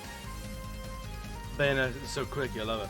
So I would recommend going and playing Devil May Cry. Devil May Cry is kind of where, like, the response, like Bayonetta is a response to Devil May Cry in a lot of ways. Devil May Cry was PS2. And you play as Dante, like the edgiest of the edgy boys. If the name Trent Reznor means anything to you, you play as fancy Trent Reznor. What's the anime? Oh, so you've seen the anime. You basically know Devil May Cry then. Yeah, the anime does a great job of summing it all up. So yeah, Bayonetta is like almost like a response. The DMC remake, like yeah, it was controversial, but I haven't played it all the way through. I played like the first level or two, but I really enjoyed my time with it. I'm a sucker for character design, so seeing how characters get reworked and revamped, that is like right up my street, right up my alley. So do not worry. DMC is on my list of things to play. It's on my backlog because I want to play it. I want to enjoy it. And I always try and enjoy something first rather than immediately hate it, because nothing is gained by that. If I'm gonna not like a game, I'm not gonna like it, but I'm gonna like go in and try and play it first. And even then, I probably give a game a couple of chances before I don't like it. Like Witcher 3. I tried playing The Witcher 3 a couple of years ago, bounced off it real hard, did not like my time with it, went back to it on stream, and having the chat with me has actually helped me get into it a lot more. And I'm hoping the same is going to happen with Final Fantasy 15. Final Fantasy 15, I really lost my enthusiasm with, like a few hours in, but I'm hoping going back to it with chat by my side will help me get through it and learn to love a game. Because that's what I want to do. I want to enjoy games. I don't want to dislike games. If I can find a love for a game, then I'd much rather do that than just hate something outright. Very bored with games that I play by myself and just on streams, much fun. Yeah. I mean, like, I honestly am one of these people that I'm very comfortable with my my own company. But having, like, so I've been streaming for like a year and a month, like 13 months, pretty much, just over a year. And the thing I've noticed is having people to play, like, alongside me as I experience games is cool. It's so cool. I never knew that I'd like it as much as I do. But it's honestly the best. It's like having people who know the game better than me, like, giddy to see how I'm going to react to things, or having people like find things that, or like have me find things that other people didn't know were in the game. Like, I played Breath of the Wild as like my first stream game, and the community for Breath of the Wild is like really, really good, really good. Like, everyone just is there for a good time. Like, everyone is just there to like enjoy a game together. It's really, really special. I think definitely, if I didn't have chat there with me, I wouldn't have played The Witcher 3 for as long as I have.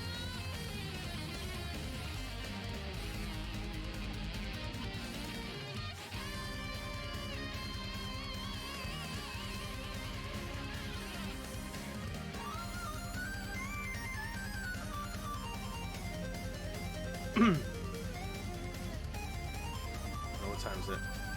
Oh, it's about wrapping up time for me, unfortunately. Let's see if we can get this this goop done first.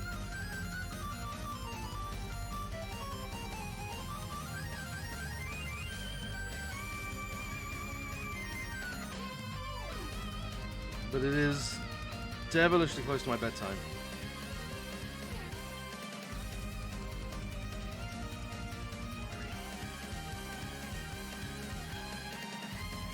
I say bedtime. Self-imposed. It's been like, oh, I'm very glad to... No, I'm glad to have you come in. I'll watch out for me. I will try my best to appear in one of your streams soon. But thank you for hanging out and chilling and talking. I appreciate it, honestly.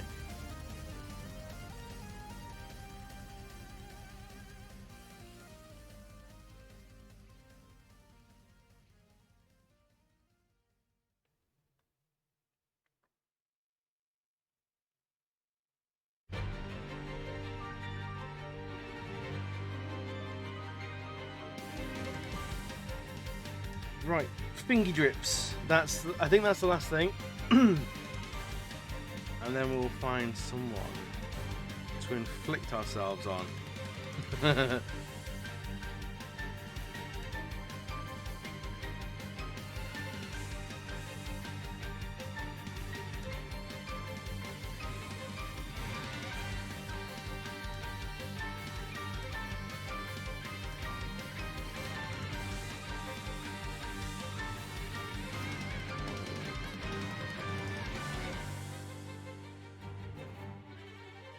That's what was missing. I hadn't rounded out these edges, so it was looking a little too harsh.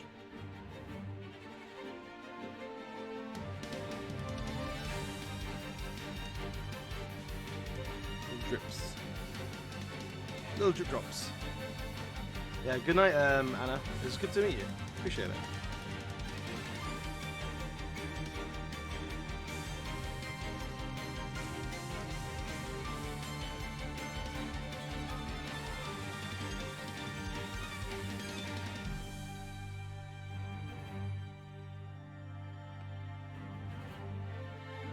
Alright, he's almost there. He's almost there. Right, who do we think is about on Twitch at the moment? Let's see, shall we?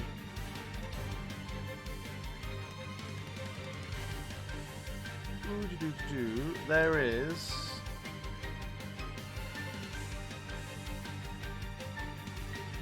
Oh, I know. Let's go see Domino, shall we?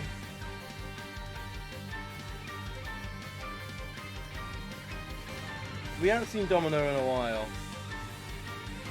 Just playing some Far Cry 5. Let's go. Right. Ladies, gents, and everyone else. Thank you so much for joining me today. I've actually had a hugely, wildly good time today. I was a little bit like, do I want to stream tonight? I don't know. I don't know if I have the energy. But it's been an absolute, like, corker. It's been an absolute corker. Thank you everyone that's come in and made it so special. Let's go for some thank yous. King Udon, thank you for subscribing. Thank you, darling. Who was that? Black 𝘽𝙍𝙐𝙎, thank you for the follow as well, my friend. Endlessly appreciate it. I will catch you on your stream soon. Expect me to appear. I do make the rounds every now and again. Dana for the bits, I appreciate it endlessly. Drissy for the raid, Lord Ditmus for the raid, Rinvello for the follow, Anna for the follow, Linaris for the follow, and Black 𝘽𝙍𝙎. Thank you again. It's been an absolute pleasure. I will see you all very, very soon. Thursday, same time, same right here for more Witchins. I think we're going to finish Blood and Wine. But for now, I'll leave you to it. Bye, friends.